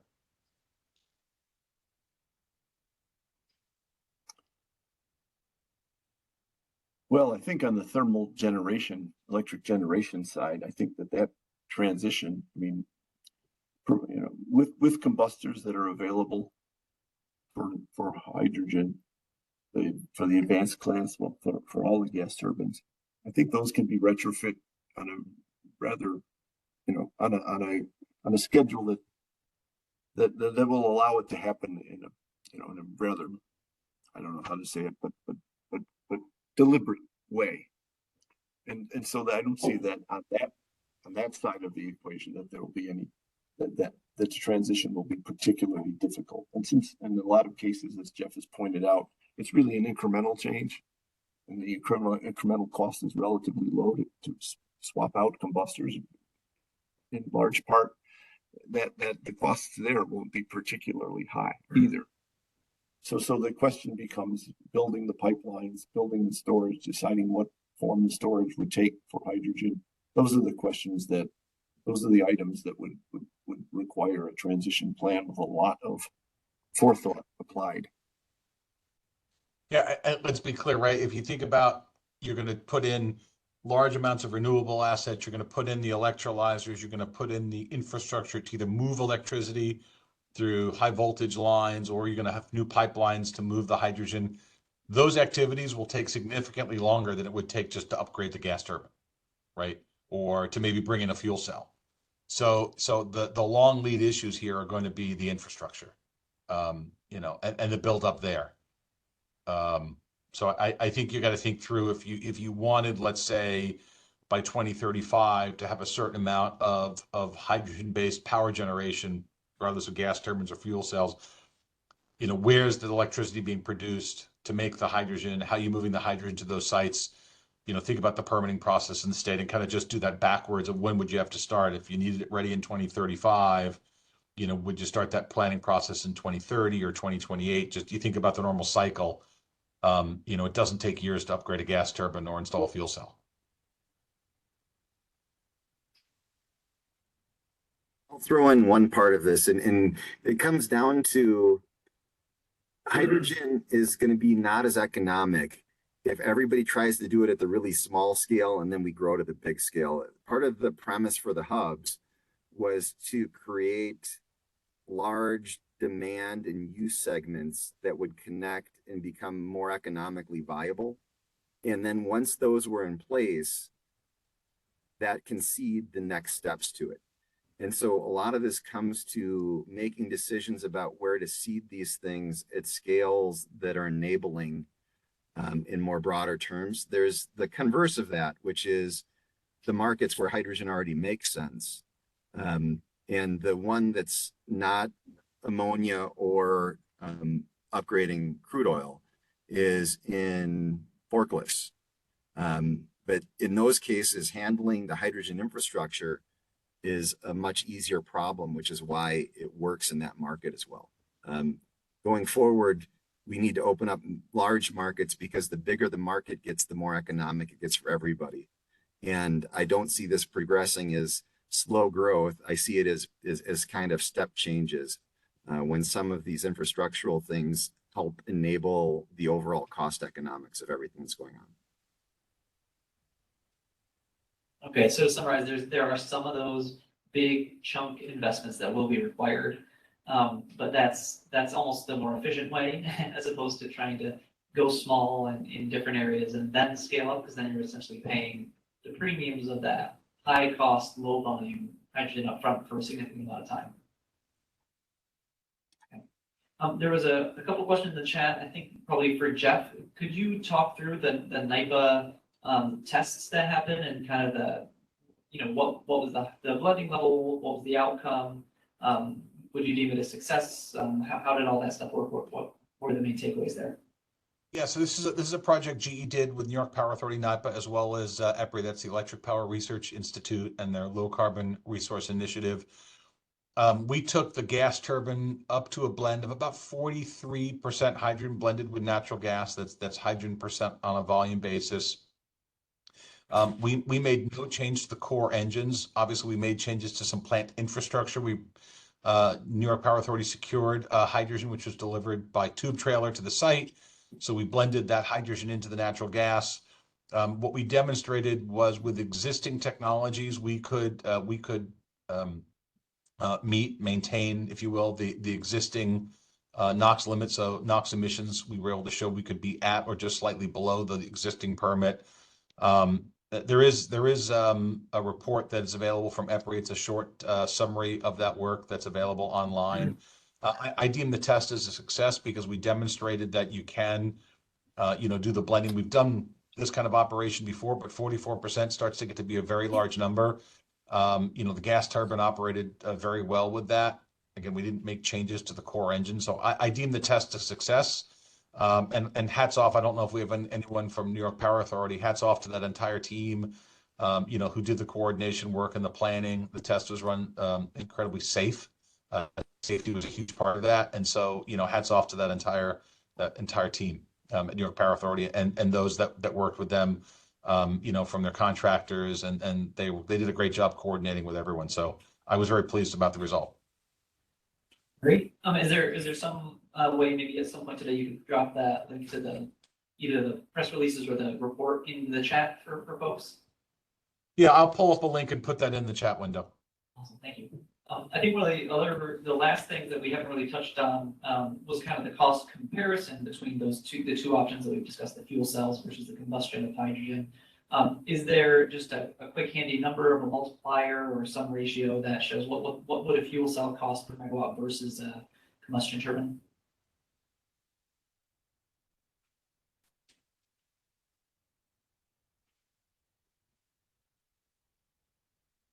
I know the number for on vehicle, but I don't know the number for stationary power for fuel cells.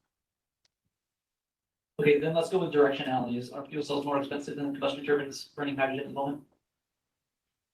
I would expect so. I mean, it's a function of scale, right? So one of the issues is if you only wanted to get 25 kilowatts, I think that fuel cells would probably be maybe the economic way to go. But if you're talking about doing this at the hundreds of megawatt scale, it's got to be a combustion turbine from the economics. And a lot of this depends on if it's needed continuously.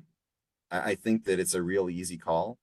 But fuel cells are very good at handling the dynamics of some of these things. And I don't know, a lot of it depends on duty cycle.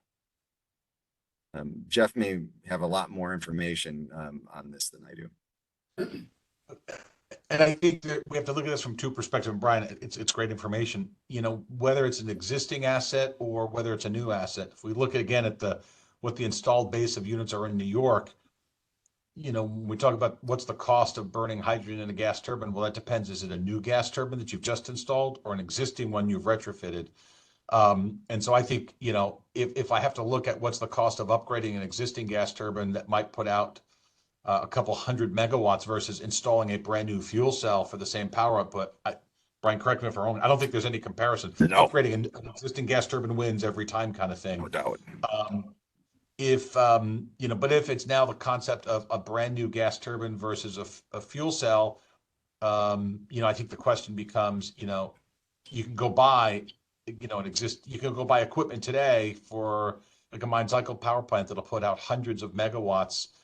Brian, I'm not aware of any fuel cell installation today that is of equivalent scale. And so I don't know when that technology matures to the point that the price point at scale, right, is better than a gas turbine.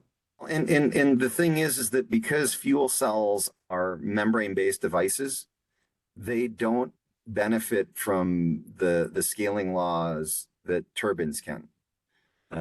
So turbines will get more expensive as they get smaller, but fuel cells basically stay the same price as they get smaller or larger. So if you're going to really large power generation levels, I would expect that even with the efficiency trade-offs of turbines versus fuel cells, there's a point where the turbines will pass it. And right now, I think that that's very low in terms of the power number. In the future, I think it can move up. But if you're talking about generating gigawatts through fuel cells, they have to be made exceptionally cheap. And they can be made exceptionally cheap but the balance of plant and the integration of them becomes much more complex because you have to deal with so many different units and integrating those units in different ways. Tyler, I know we're near the end, but we have a question in the room here in New York. Go for it. Hi, it's Roseanne, Nuclear, New York. We know 95% of hydrogen today comes from methane formation, so clearly we need a lot of low carbon hydrogen. Could the experts address the cost and reliability considerations of producing hydrogen from reliable producers like nuclear versus intermittent sources? Certainly, I mean, given the fact that if you have base-loaded generation, you can continuously produce the hydrogen, use relatively low cost, very reliable nuclear generation to do that. You know, you can produce a lot of hydrogen, and then you just have to be able to either use it or store it. But it would be produced very reliably. Could be produced, you know, adjacent to the nuclear generation, for example, and it could be scheduled because of that as well, because of the reliability and dispatchability to a certain extent of the nuclear power. And so it wouldn't just be sort of curtailed renewable energy that's being used to generate hydrogen. It's a good idea, since otherwise it would have to be curtailed. But you could produce it in the quantities that are required, that are demanded. If you're producing, for example, 30 gigawatts of power, for example, in the NISO case, if you needed all of that at the same time, you would quickly deplete the storage that you have, and that would have to be replaced. And you could schedule that on demand. And I think to the question of reliability, let's just think broader, right? Electrolysis, you know, as Bryan said, it's not a new science, right? The technology around this has been around. I mean, you can go back a century.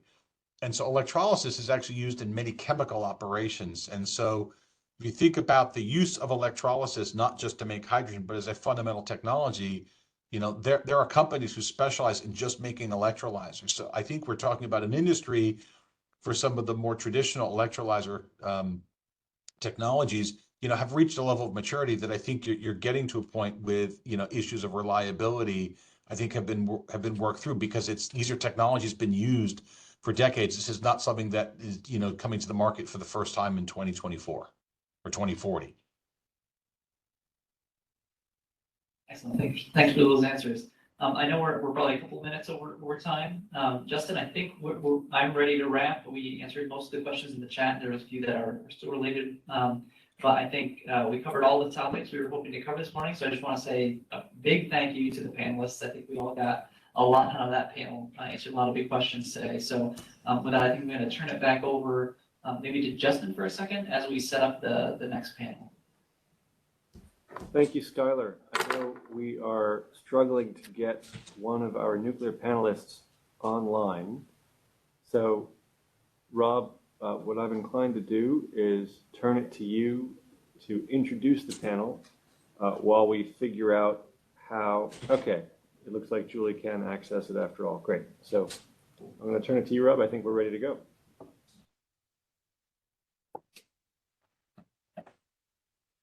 One sec to get set up, and we'll kick it off.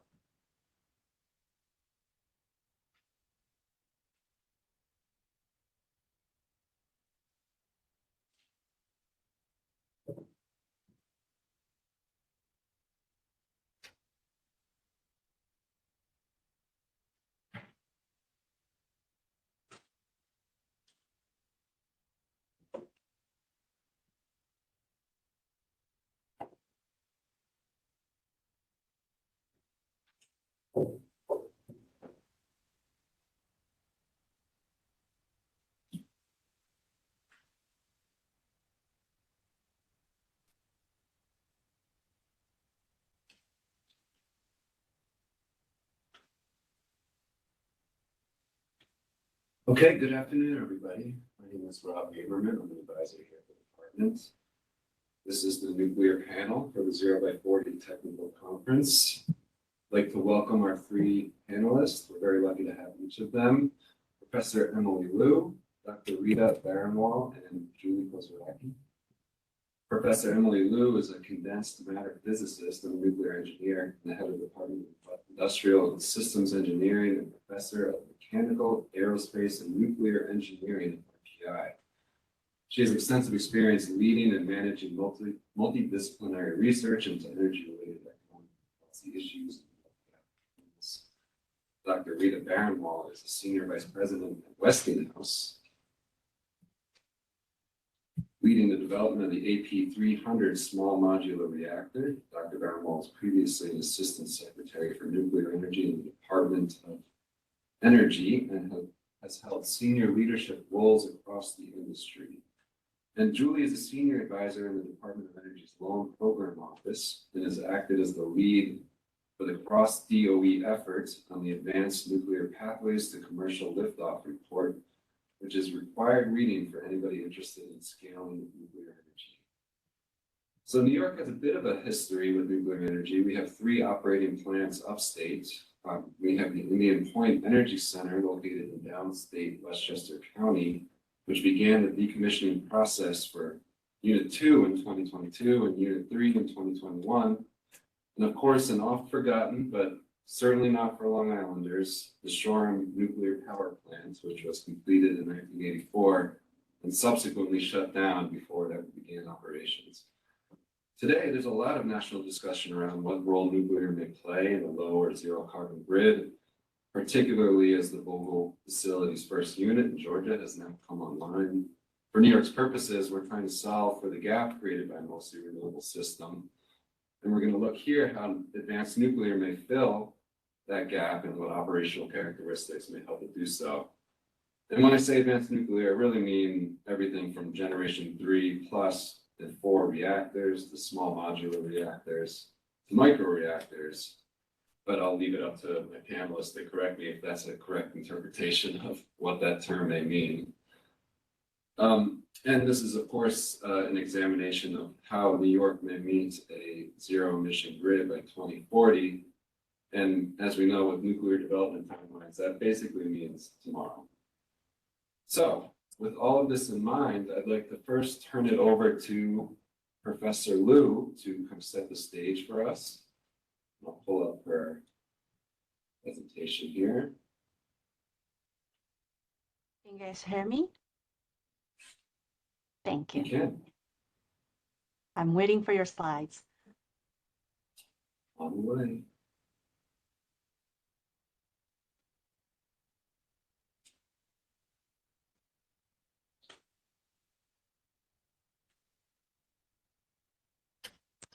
Okay, Professor Liu, I turn it to you.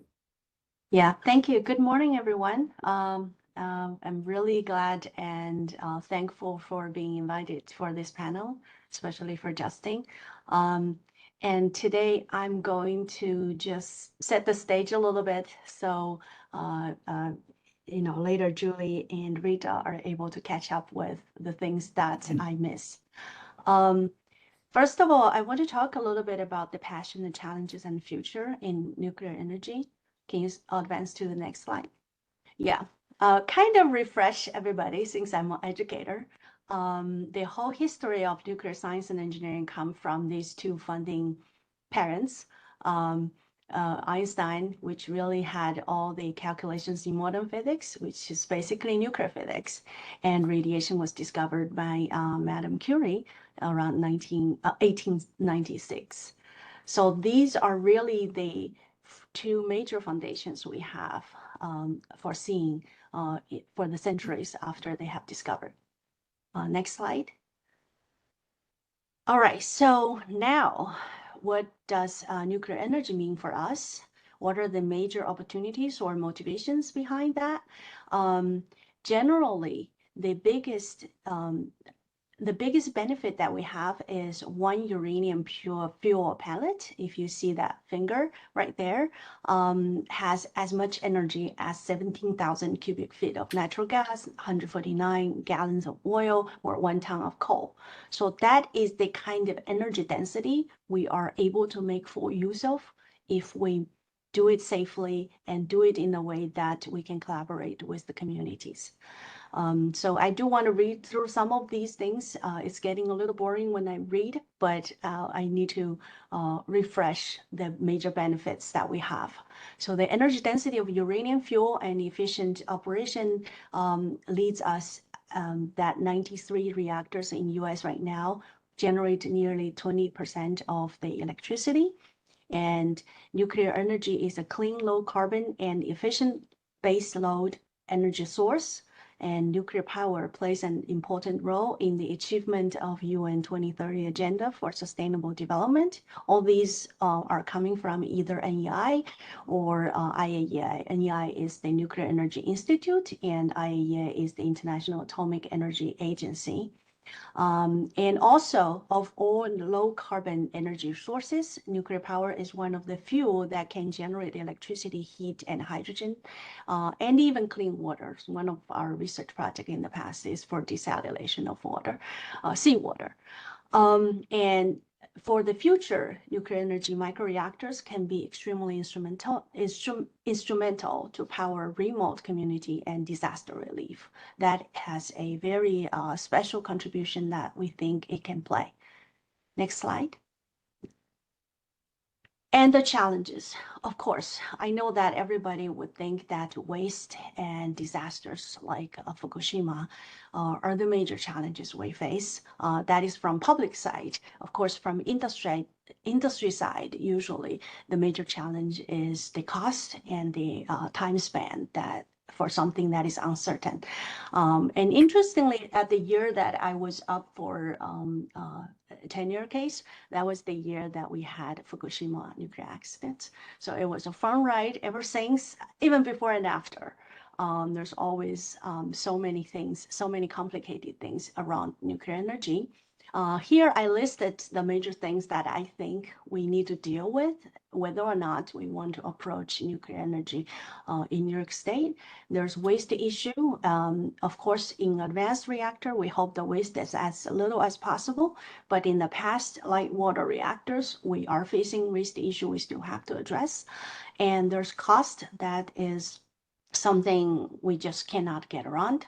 And there's safety, and safety also means adds cost on top of the infrastructure and design and regulation. There's extra safety procedures that needs even more money. And there is always a communication issue with nuclear energy because since I'm inside, so I can say that we all need to increase and better our communication skills. And that is just so true. Too many times we have to come up with some new educational tools to understand this is something just as nuclear itself, the energy is just as much as fire that we can make use it, but it could be very damaging, but we just need to know how to control it safely. And the implementation of innovation is something that I struggle in nuclear studies because the industry itself requires so much safety. And the NRC is also there to usually regulate. And then if we come up with something that is new and can be a game changer, it takes many years, like 30 years to get implemented. That's just not feasible because we were thinking about a lot of subjects like using 3D printing and all these, but it's just not easy to implement. And I also list education is a big issue here. We have the waves of more nuclear workforce and waves a little. And as professors and universities, we have to deal with that trend. So it's interesting that you see university professors in nuclear are usually multidisciplinary, because if we only count on nuclear to give us food and then student, that would be dead like in 5 years because there's a wave coming in and out. Which pose a lot of challenge in education side. And non-proliferation is a concern, definitely, for us, but it's also a problem that cause the design of nuclear systems have to be extremely conservative. I think in the future, if we want to discuss more about advancement, we definitely need to bring non-proliferation experts on board and see what is the actual wiggle room to get things done, because I think I did talk with Justin about, like, for example, the fuel concentration actually related with non-proliferation, but it's also strongly related with the actual efficiency of the power plant. That will cause more waste if we have very low fuel concentration there. So there's issues that we have to deal with. And the last but not the least is nuclear is a subject that has a lot of global connection, which means naturally you have to collaborate with everybody, because just think about the accident happened in Japan, how much impact it has for the rest of the world in terms of the acceptance or, you know, the other objection of nuclear energy. So we are just naturally a global family that we have to work and support each other. So that aspect, which is quite against with non-proliferation to some degree, is something that we need to consider. So next stage, next page. Yeah, so what are the new plans and ideas that if we want to advance our nuclear energy? The status quo is the light water reactor, pressure water reactor, boiling water reactor, ESBWR, heavy water reactor, like you can do in Canada, and etc. And then using different kind of fuels. I mean, I don't need to repeat all those details. And generation 4 reactors, the ones that we are doing research right now, consist of few fast reactors and a few more traditional reactors, but with different coolant, for example, molten salts or supercritical water. And fast reactors are like lead, sodium, gas fast reactors. They are burning fuels in much higher temperature, and then actually they don't cool the fuel as much, so that the efficiency can be increased in terms of energy production. But it does bring the challenges in non-proliferation and safety. And then something else that I know that it comes up from many different resources are thorium, traveling wave, inertial fusion. Of course, the fusion I listed there because they fundamentally is a nuclear technology, and they actually are doing some similar things as well. And I know that Justin talked about 3 general different types of reactors that we talk about, not the technology side, but it's more like either the currently everybody see the large conventional reactors, 700 plus megawatt electricity, which is very traditional, or the next generations that we're looking at, small ones such as small modular reactor up to 300 megawatt electricity, or a microreactor that is up to 10 megawatt electricity. And especially for micro reactor, we're talking about putting them into putting them inside the trucks, the planes, and also the railways, so they can be shipped into different places.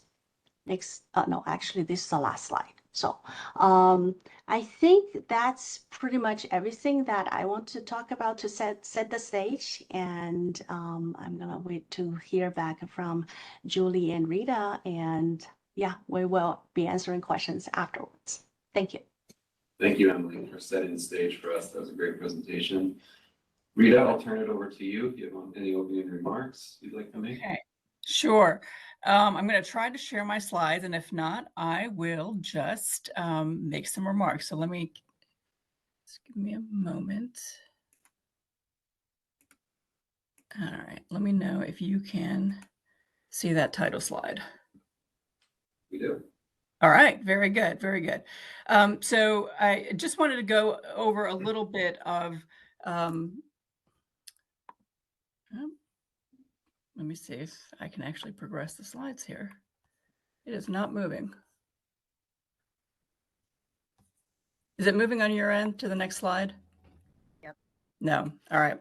You know what? I am going to hop out of here. Oh, this is not good. Stop sharing. I'm going to hop out of here and just go through some talking points, if that's okay with you. So I want to talk a little bit about New York and then a bit about nuclear and Westinghouse. As Rob mentioned, New York has 4 nuclear units. They all at the moment now are upstate. It constitutes 3,300 megawatts of baseload zero emission capacity.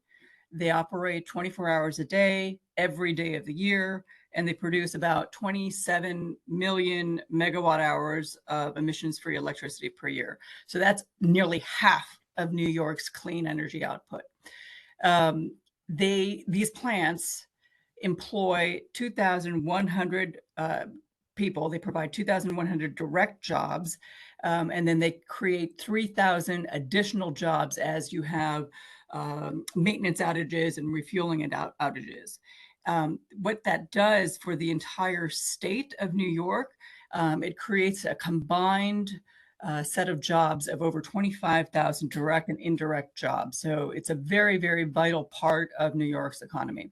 I know we're all here to talk about nuclear, so I won't belabor the point, but any future clean energy policies, programs, or initiatives absolutely need to include new and existing nuclear power. The cheapest way to decarbonize any energy portfolio is for one to keep their existing nuclear power plants online. So Professor Emily talked about the world looking at nuclear power, and certainly the world is moving towards more nuclear energy, not less, driven by 2 major concerns. One is climate change, and the other is energy security. And we at Westinghouse engage on a daily basis in these conversations with world leaders, existing customers, and potential customers. And the bottom line is that there's no clear path to net zero without nuclear energy. So as I mentioned, it's vital to keep our existing nuclear power plants online if we want to have even a fair chance at achieving our climate goals. Closing nuclear plants that are operating very efficiently makes the job of getting to zero by 2040 that much harder. Adding more renewables often means that we're going to have to add more natural gas because renewables are not dispatchable resources and they need to have a quick start backup. And that typically means natural gas, which of course is not as polluting as coal, but it's polluting nonetheless. Westinghouse is a world leader in providing advanced, innovative nuclear technology. Nearly half of the world's existing nuclear reactors operate with Westinghouse technology. And we continue to develop new nuclear technology solutions for our customers, such as it was already mentioned, the AP1000 large modular reactor. We have 5 in operation around the world, in China and in the United States, with 8 more under construction in China, and the second one in the state of Georgia here in the US getting ready to come online in the coming weeks. Based on the success of our AP1000 reactor, we've developed an AP300 small modular reactor, and that's essentially a smaller but a replica of our AP1000 reactor. And we did this to reduce the risk to our customers because the technology has already been licensed in the United States, in the UK, and in China, and the supply chain is mature. And then we have also on the other extreme is our micro reactor, the Vinci reactor, which provides 5 megawatts of electricity. It requires no water to operate and can operate for over 8 years at a time without refueling. We had some big news just last week, and we're expecting our first Canadian deployment to occur in 2029. Westinghouse is a provider of technology, and our customer chooses the site of a nuclear plant. We at Westinghouse work closely with customers to meet those site-specific requirements for our technology, but it is the customer that ultimately determines the site. So this process generally involves many detailed surveys, evaluations for geologic hazards, et cetera, and other factors that could affect the future operation of a plant. But ultimately, Site certification and other safety and environmental reviews are required by the US NRC here in the United States before a nuclear plant can begin that significant construction. So our AP300 SMR is undergoing our initial conversations with the US NRC. Actually, just earlier this morning, we had our second private meeting with the NRC on our design. And we will continue to have those engagements with the regulator as we proceed through our design certification. We heard a little bit about 3D printing and advanced manufacturing. Westinghouse uses all of these innovative and novel technologies to help drive down what are major cost drivers for new technologies. We are one of the first in the nuclear industry to actually 3D print a component and have it operate very successfully in a operating nuclear power plant. And so that's just a testament to our decades of experience in this industry and our decades of being an innovative and technology leader. I'll stop there because I think the best part of these sessions is the Q&A. So thanks for your attention and look forward to having a conversation with you in a moment. Thank you, Rita. Julie, I'll turn it to you for some opening remarks. Excellent. All right. So I also don't have any slides, but I do encourage folks to visit liftoff.energy.gov to see not only the nuclear liftoff report, but we also have a quick 10 or so slide summary along with some charts and a quick webinar that go through the findings from that report if you don't want to read all 62 pages, but I do recommend it. So I've been really thrilled by the recent news at a COP and the decision for the US and a number of other countries now to pledge to triple nuclear energy. But the reason that we wrote the liftoff report was to answer a number of common skeptical questions. And among those was, do we even need new nuclear for net zero when we have all these cheap renewables? And the answer is yes. So over the next few minutes, I'd love to put into context nuclear's value proposition as a necessary complement for renewables to be successful at scale, as well as some lessons learned and why the Vogtle project and the NuScale project provide us important lessons and the very solvable issues that we have in nuclear going forward. So first of all, on the value proposition for nuclear, it provides clean, firm power. So in addition to being carbon-free generation, it's also reliable. So it's on 95% of the time, which is really important for decarbonizing resiliently. And increasingly, utilities are seeing an incredible amount of new load growth driven by things like electrification, EVs, and importantly, from things like ChatGPT and AI and the data centers that those require. So for the last 15 years or so in the US, there's been very little load growth in the amount of electricity that we need, but we're currently looking at credible predictions for doubling or tripling the amount of electricity that we need to meet peak load. So in addition to the amount of variable renewables that we're putting on the grid, there's going to be a huge need for net new baseload or power that is always on, available when you need it. And that's a really key role for nuclear to play. And so when you want to compare nuclear to the other options for clean, firm power, it's not solar or wind by itself. It's solar or wind paired with long duration energy storage, which is a nascent and important technology, but is, adds a pretty significant cost component to solar and wind. Natural gas paired with carbon capture technology, or geothermal or hydro, which are great clean firm options, but are a little harder to site everywhere given the geographic and siting considerations. So nuclear's got a really key role. And in any decarbonization scenario, and as Rita mentioned, almost all power system modeling shows that the cheapest way to decarbonize is to have 20 to 40% of your grid be that clean, firm capacity. Because if you try to do it with all renewables, you have to so overbuild the capacity to make up for the intermittency, and the amount of transmission and land use and storage that you have to build out starts becoming cost prohibitive. So it may seem counterintuitive, but adding nuclear to the system makes decarbonizing resiliently much cheaper. In terms of future projects and where we're going, I mentioned that load growth is just in the last few weeks, a number of utilities like Duke and Georgia Power have revised their forecasts to add gigawatts of new power just for the late 2020s or into 2030. And a lot of these folks are looking for where to site data centers and other manufacturing. So for example, companies like Microsoft and Google and Amazon are going to be at a big risk of not having the power that they need to operate their data centers.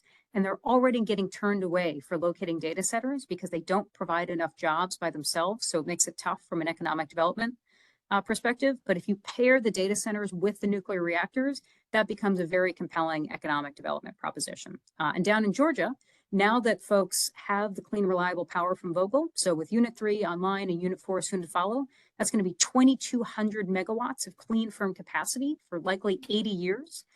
So that's now becoming a location of choice for manufacturers who want to have that clean, firm power, and they're seeing an incredible demand. So there is a positive feedback loop where if you have that clean, reliable power, companies want to locate and bring great jobs in order to be able to use that power.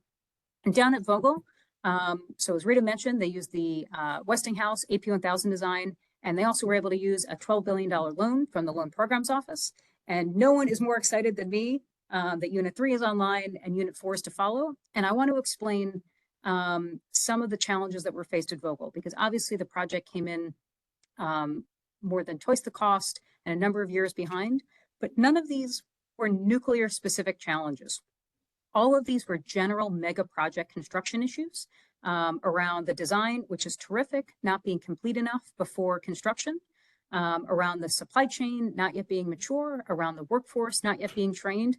We now have all of those solved, actually. We now have a constructed design, we have a mature supply chain, we have a trained workforce. So as exciting as SMRs and micros are, we are likely going to need a lot more big reactors to meet our goals of tripling nuclear energy and getting to 200 gigawatts of new nuclear capacity. And I would like folks to think through the fact that most of the challenges that made the Vogtle project difficult have now been solved. And so more AP1000s, although that was unthinkable a year ago, is something that I've talked to a number of utilities about in the past few weeks, because it's just difficult to add that much clean, firm capacity with smaller reactors. So I really hope that folks are going to start thinking through that path as they go forward. And then finally, because I anticipate that we will get some questions about this in the Q&A, so I figure we might as well address it. I'm sure a lot of folks saw that the NuScale carbon-free power project reached a conclusion a few weeks ago. And I want to underscore some of the really important lessons that shows us for structuring future projects for success. So not just in nuclear, but in all things, first of a kind economics are really challenging. And in almost no other industry do you try to load up your first customer with all the cost of the engineering and design and building out the supply chain. You know, for example, Boeing, when they were selling the 747, they didn't try to sell one very expensive plane to their customer. They sold 25 of them to Pan Am, such that you had a lot of planes to spread those fixed costs out. So nuclear has the same challenge, which is that we just have to get to enough reactors to be able to spread out those first of a kind costs. So you need lots of reactors, lots of ratepayers to come down the cost curve. Ensure you have big creditworthy offtake. Again, I think there's a big role for tech companies like Microsoft, Google, and Amazon. And if you even just compare, you know, Georgia Power, we're so grateful for the contributions that the ratepayers have made to that project, and they're going to benefit from that power for the next 80 years. There are millions of ratepayers who are able to spread out the costs from the Vogtle project versus the UAMPS project had it was about 200,000 ratepayers in UAMPS. So I bring this up just to say that there were a lot of very apocalyptic headlines, but these are all very solvable, addressable challenges, and ones that we can keep in mind to ensure that we're structuring future nuclear projects for success. And that the final point I'll land on, just because I think it underscores how solvable these challenges are, or that when folks ask, you know, why are we wasting our time on and money on nuclear when we have solar here today and it's cheap, or why do we even need nuclear when we have all this solar? 2011, 2012, folks were signing PPAs for solar at $180 a megawatt hour. And I'm thrilled that we're now at the place where solar and wind are really cheap and affordable, but they didn't start out that way. It took commitment and courage and leadership to sign up for those first and early projects and pay a premium for first and early of a kind technology. And as we got really good at manufacturing and constructing those projects, they were able to come down the cost curve. And I think that nuclear is worth the same investment and commitment and leadership. No one is saying the first projects aren't going to be expensive, but that's okay. That's an expected part of the journey. And we've just got to make sure that we have enough reactors, enough ratepayers, enough big premium offtake to help us get to the place where nuclear is really affordable at scale. So really looking forward to the discussion today. Thank you, Julie. You raised a lot of really interesting lines of inquiry we need to explore. So why don't we start with the last thing you brought up here, and how do we bring down the cost curve for nuclear? I mean, this is kind of the elephant in the room. You mentioned deployment. Is a state like New York, or what makes a state or a location suitable to sort of launch a first of its kind facility, or is it really a matter of, you know, attracting interest in existing reactors like the AP1000? How do we bring the costs down? Who should be on the hook for those costs? Is it ratepayers? Is it subsidies from the federal government, from the states? Please explain a little bit more about that. Sure, and then I would love thoughts from both Rita and Emily. But I think it's really a case of ensuring that you get to enough reactors, which is something we haven't given ourselves a shot to do in the US. So in the report, we talk about getting to a critical mass of 5 to 10 reactors by design. So in the US, we have 93 operating reactors, but they're almost all special snowflakes. We kept changing designs or so customizing the designs that we never really got past maybe fourth of a kind by reactor design. So it's really key to pick a design and stick to it. And so something that should ease getting to that mass is a consortium or a buyer's club approach where you maybe have multiple utilities or multiple customers coalesce around a single design, and then you have multiple companies who are going in together to get you up to the 10th of a kind for those reactors. And it's really just a matter of having enough reactors of the same design. And then, in the report, we walk through a couple of the sources of expected cost reductions. I'll be honest that I think factory modularization has been a little overhyped for some of the grid scale reactors, but there is a lot of learning to be had in construction management and mega project best practice. And as you have the finalized work packages, the design, you get really good at it, you're able to come down that cost curve. And I think we should look at South Korea, who's been able to do this. South Korea picked the APR 1400, they stuck with it, they got really good at it. It just delivered 4 of them in the UAE. So it's a matter of just picking at least one design and getting to enough of them. The worst case is sort of onesie twosies of a bunch of different reactors. We of course need a lot of reactors to be successful at scale, but you could imagine there being a consortium of folks around more AP1000s and then consortiums of folks, or consortia, I guess, of folks around SMRs or other new reactors.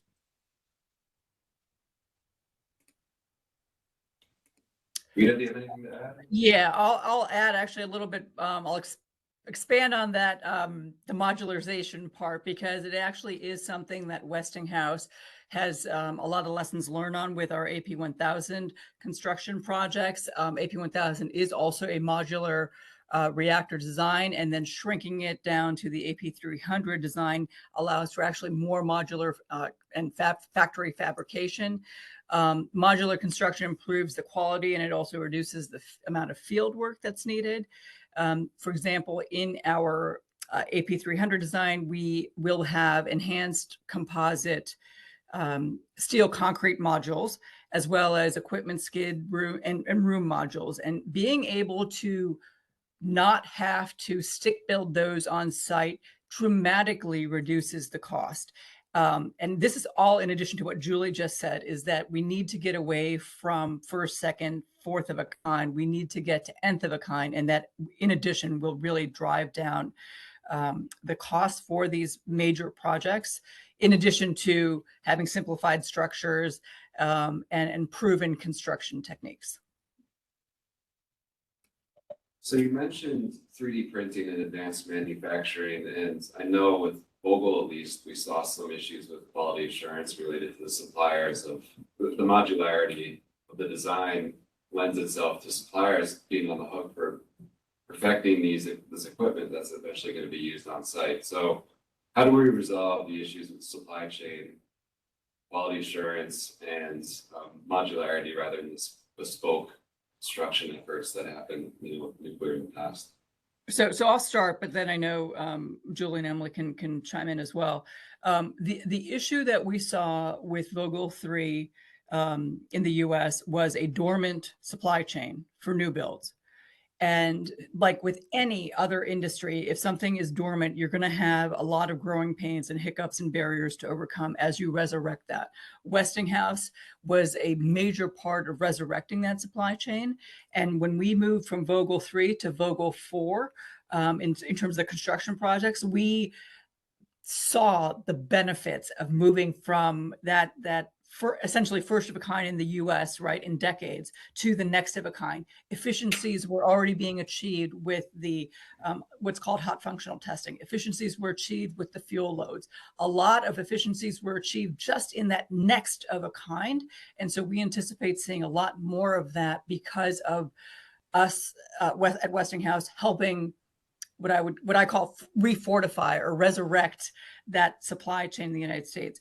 We absolutely are going to leverage that supply chain for our AP300 construction projects in the United States. As well, we are using a lot of that talent that is now pretty much coming to a tail end in the work at Vogtle 4 and using that for other projects around the world. Julie talked about a lot more interest in AP300, or I'm sorry, in AP1000 as well as 300 in the United States, but there is substantial interest in AP1000 around the world, especially when we look at those two key drivers, right? Energy security and meeting our decarbonization goals, just like the state of New York is trying to do. Yeah. And then actually would be, I saw a comment in the chat I really wanted to respond to. Would that be all right if I please brought that up? Excellent. All right. So Valdi made a comment, and I see this a lot, so I'd love to address it directly. And so at the end of it, it says, we don't have 10 years to build nuclear. We need huge build out of clean energy by 2030 or so.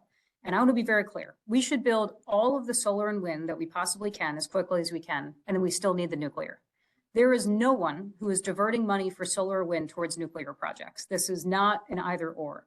The world doesn't stop in 2030 or 2050, and nuclear plants are generational assets that are going to be around for 60, 80, 100 years. But we simply don't have the modeling that shows that you can do it efficiently with just renewables, because if we did have that path, I'd be on that train, but we don't. We simply don't have paths that don't involve clean firm capacity. And when you look at countries who have decarbonized, they've only been able to do so with clean firm capacity. So France, for example, gets over 70% of their electricity from nuclear. And then if you look at the other countries that have been able to decarbonize, they do so either with hydro or geothermal, which are two of those other clean firm options that I mentioned. There are a number of second order implications from mass scale renewables build out in terms of the amount of transmission that you have to build, which is incredibly difficult, expensive, and lengthy, the amount of long duration storage that you need, not just intraday, but interday storage, which largely isn't commercially available right now, the amount of land use that you start running into. Some estimates lead to there being, I want to say it was all of Arizona and another state that you'd need just dedicated to energy production if you were to switch to all renewables. So I just want to be clear. No one is saying that we shouldn't be building as much solar and wind as we possibly can. I'm just saying that in order to ensure that we can build out all the solar and wind that we possibly can, you need the nuclear clean firm anchor to be able to ensure that you can decarbonize the grid resiliently. I want to add what Julie just said. You really need a base energy. You cannot depend on solar and wind because they comes and goes. Even if you pack them with batteries, that's going to be a huge cost, and then also it's not very dependable. So yeah, having a base load from nuclear is a must for renewable and for the net carbon achievement that we want to make. Yeah. So I'm glad you both brought that up, because that leads me to another question. Yesterday's panel NISO identified some of the characteristics of what they constitute as a flexible resource. So with the new reactor designs, do we see some of these operational characteristics either in existing reactor designs or new SMR reactor designs that could serve a zero emission grid? So I'm thinking like load following opportunities. We see in France that their nuclear fleet does some load following, but it's not as familiar to US operators. Quick start, ramping, black starts or multiple starts over the course of the day. Anything or of any of these characteristics that Rita or Emily or Julie, that you guys could speak of that might, facilitate a zero emission grid from the nuclear perspective? Sure. So let me start, please. I was trying to paste an image in the chat, but I am not able to, I think. But nonetheless, our AP1000 and our AP300 technology have many different applications beyond just being able to provide clean, reliable baseload electricity. Our AP reactors, AP, by the way, stands for Advanced Passive. So that talks to the passive safety systems. And had these reactors actually been in operation at Fukushima Daiichi, that accident would not have occurred. So, as those three major accidents have happened, we have learned from those and improved the designs and taken, I would say, less robust designs offline. Now, back to AP1000 and AP300. Both of those reactors have the ability to load follow at 1 megawatt per second. So that's 60 megawatts per minute. So you can load follow. You can also use the electricity to generate hydrogen. We are working with several partners to explore high temperature electrolysis for hydrogen generation around the world. Professor Liu mentioned desalination. Absolutely, these plants can be used for desalinating water.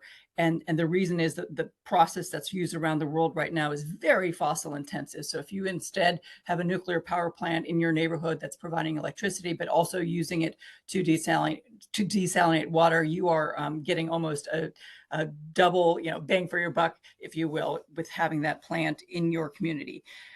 We also have developed technology to radiate life-saving medical isotopes.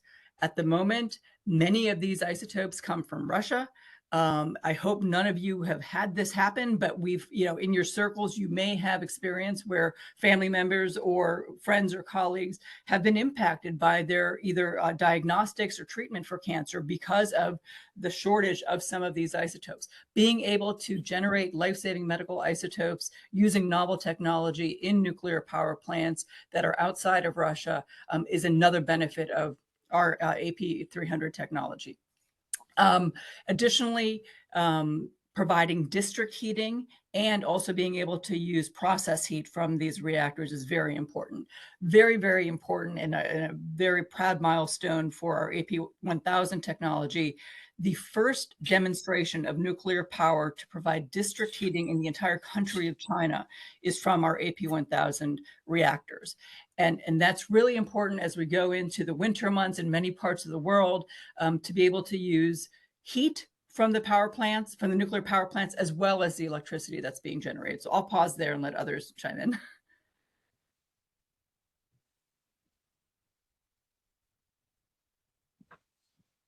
No, I think that's right. I mean, I often offer the framework. There are sort of three big market niches for nuclear. There's your traditional utility scale electricity generation that we've seen. There's really promising industrial decarbonization applications, in particular with the Gen 4 reactors. You get really high quality steam and high temperature heat. And then your true micro reactors. So these are 1 to 20 megawatts, really small, and have particular benefits for military and remote applications. And those are sort of your 3 to 6. So this is, again, part of why we're going to need multiple designs to be successful at scale, that there are a number of different markets for nuclear to serve here.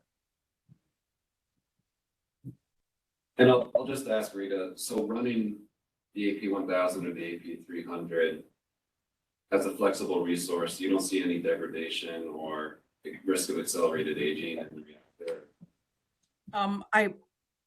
I don't see that risk. I think that I would maybe question, you've got this very valuable asset that can provide you 24/7 reliable electricity and all those other ancillary benefits. Using it to load follow to complement other resources is interesting, but it's at the moment, no, there's not a concern for the load following aspect or the question that you're asking about the aging. AP300, by the way, is an 80-year asset, 80. Our AP1000s are designed to be a 60-year asset. And there was a question here earlier in the chat about that. Are there safety concerns with relicensing nuclear reactors beyond 60 or 80 years. There are not, because the regulatory authority in every country is the final say in those second and subsequent license renewal applications. And so while we design to 60 or to 80 year asset life for AP 300, for example, going through a license renewal process requires some very, very stringent reviews. And so safety is not a concern in that situation. Yeah, and I'll just say, I don't think that load following is nuclear's highest and best use. Like, you need power when you need it, and it doesn't matter where the electrons come from. So it probably makes a lot more sense to just run the nuclear, and if needed, curtail the wind and solar. And I think that that's probably a good outcome for the grid. I think trying to figure out how to overly maneuver the nuclear to pair well is sort of missing the point of just having the power available when you need it. Okay, that's a fair point. So I hope to move, we have 10 minutes or so I'm hoping to move a little bit to a different topic related to fuel supply and waste. And I can start with you, Emily. Some of the SMR designs seem to require a higher level of enriched uranium or sometimes a plutonium fuel source.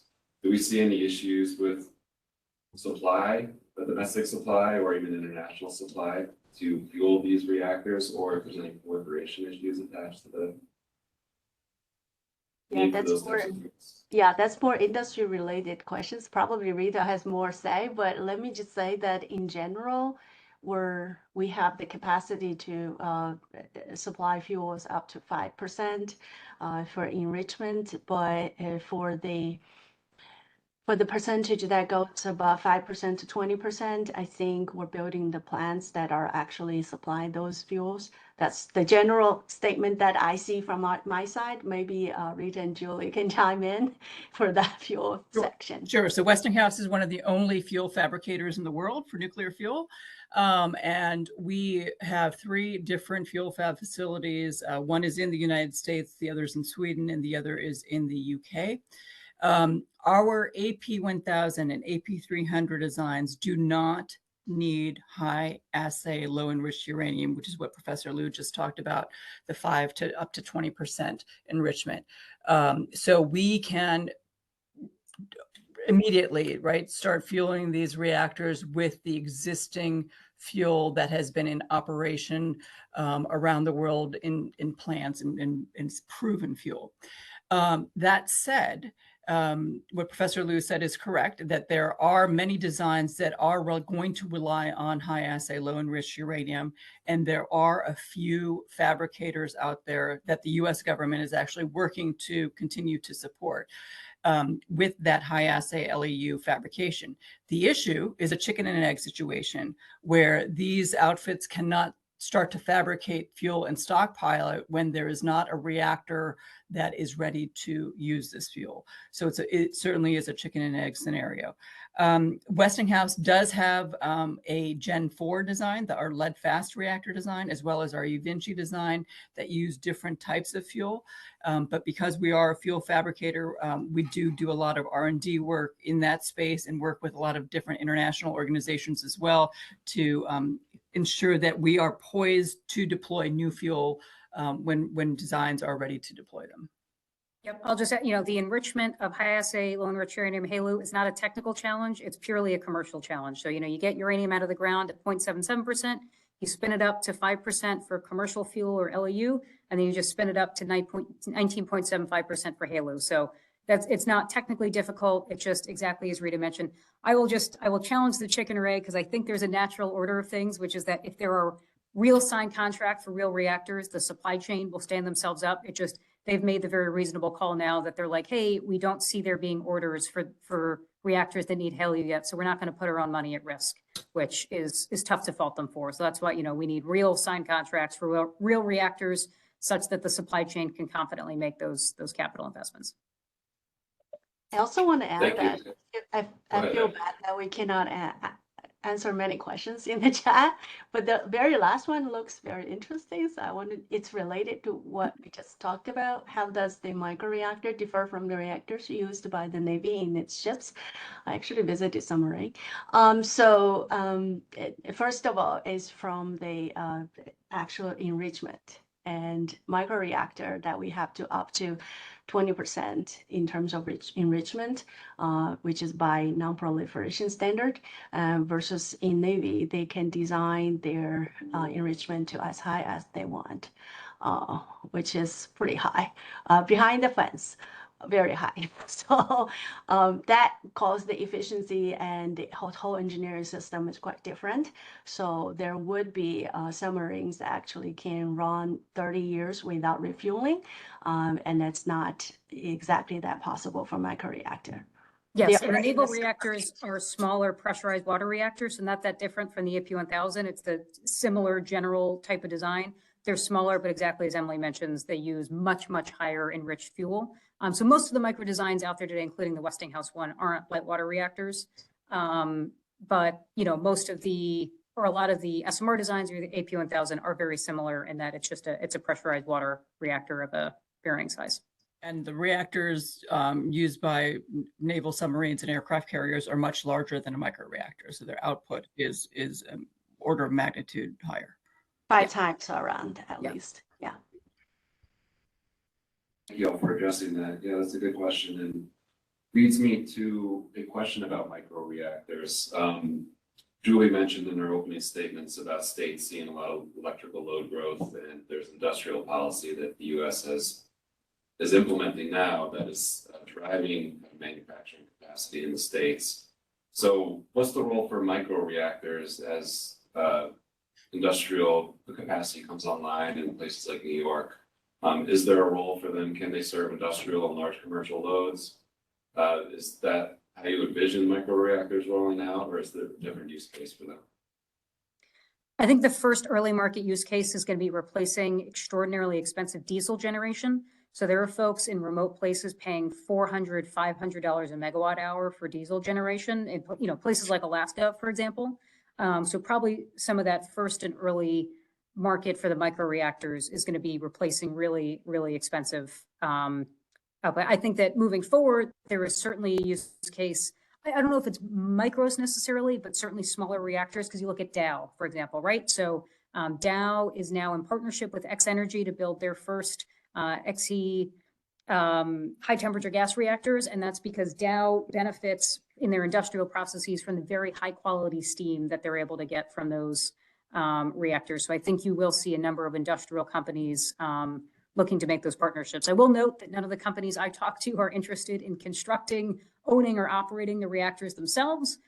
So that's either going to be probably a partnership with the utility, or we're going to need a real growth of sort of a developer model in the way that you have developers who hand over turnkey solar and wind assets to operators.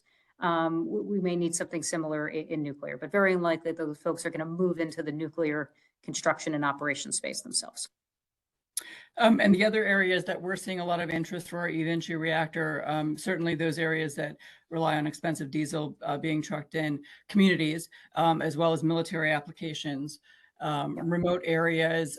We have interest from universities, from those that have, I would say, small entities that have small server farms, as well as mining operations. So the applications for microreactors are actually a rather different market, and certainly could support the industry in New York, especially for, frankly, off-the-grid applications too. I also want to add disaster relief. That is probably a major application microreactor could have. Great, so we have a question in New York City. I'll turn it to Justin to field that for us.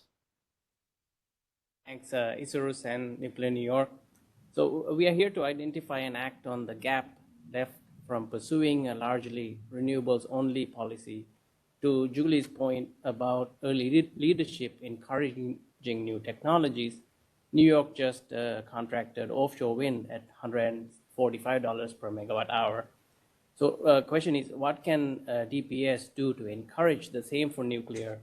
or at least move towards technology neutral clean energy solicitations? Yes, anything that underscores the importance of clean, firm power as opposed to renewable or carbon-free generation. And I think anything that helps provide premium flexible offtake, right? So if there is a way for the state to guarantee some of the offtake, or if there is a way to help set some type of contract for difference, which the UK government has used to great success, a lot of it is in setting the firm offtake such that people are able to move towards projects and set up the supply chain to meet that. So I see we have 2 minutes left. So I did also want to, I see that someone dropped Mark Jacobson's work in here, and I will just note I'm familiar with it, and I encourage you to look into the assumptions. Because, for example, NREL, some of the all-only renewables modeling requires tripling the transmission capacity in the continental US. And I encourage you to think through the amount of time and money and permitting that would require to be successful. And if, Indian Point, which was providing a third of the power to Manhattan, as somebody who was born in Manhattan and lived there for a good amount of time, we weren't able to replace that with renewables. It got replaced with natural gas. If we were in a place where we could replace our grid with renewables, I think renewables only, we'd be doing that, and we simply aren't. So I encourage folks to really look into the assumptions underpinning that, because New York has a really stark example of what happens when you don't value nuclear's proposition for a resilient, decarbonized grid.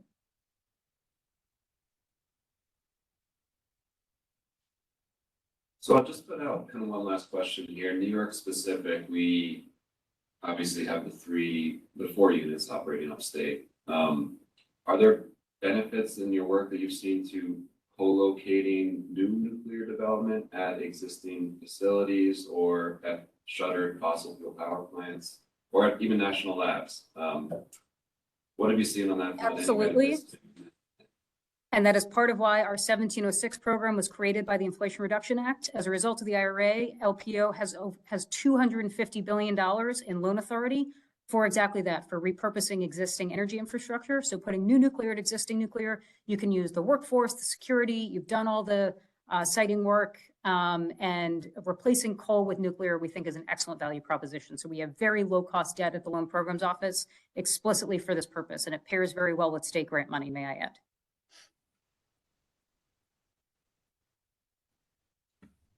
My last question, if I may, if we as a state were to pursue any given technology, is there better focus towards, Julie, you were mentioning kind of base load, large reactors, the AP1000, or do small modular reactors or micro reactors fit a niche for a 0x40 system in the timeline that we're seeking to address here?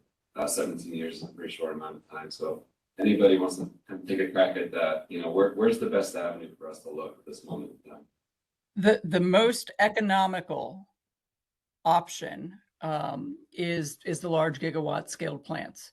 If a community is looking for gigawatt or higher, absolutely, I would say go with AP1000, even though AP300 is my responsibility. But if communities are looking for a few hundred megawatts of output, then SMRs are the way to go. Or if a community is looking to embark on something that's new for them, right? That I saw a few comments on NIMBY. SMRs are going to likely have a smaller, what's called an emergency planning zone. And so that allows it to be placed closer to urban centers as well. That's another benefit. And of course, the price tag is lower for an SMR. So it depends on the budget, the output need, as well as the public acceptance as well.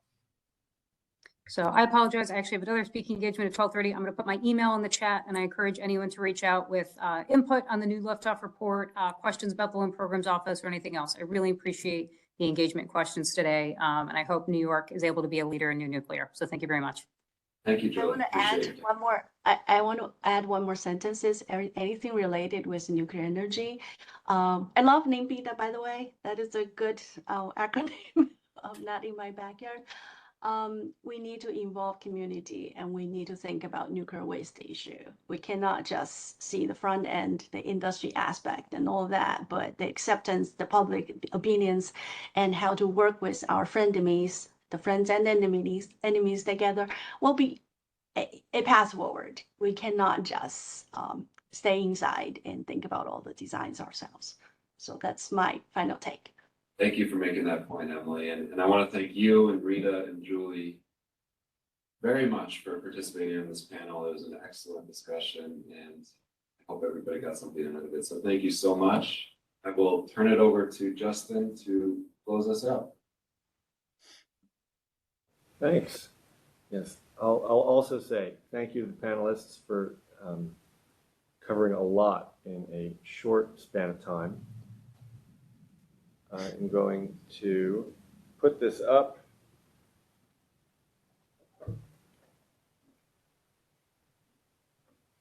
In closing, once again, just so that everyone knows what the docket is, where filings in the Zero Emissions by 2040 proceeding are going to appear. That number is it, case number 15E0302. As you've heard many times, you'll hear it now again, and you have it in writing. This conference has been recorded. We will be posting it to that docket. We will also put it on the website, as well as posting presentations that were put up by our various presenters from all corners of the country.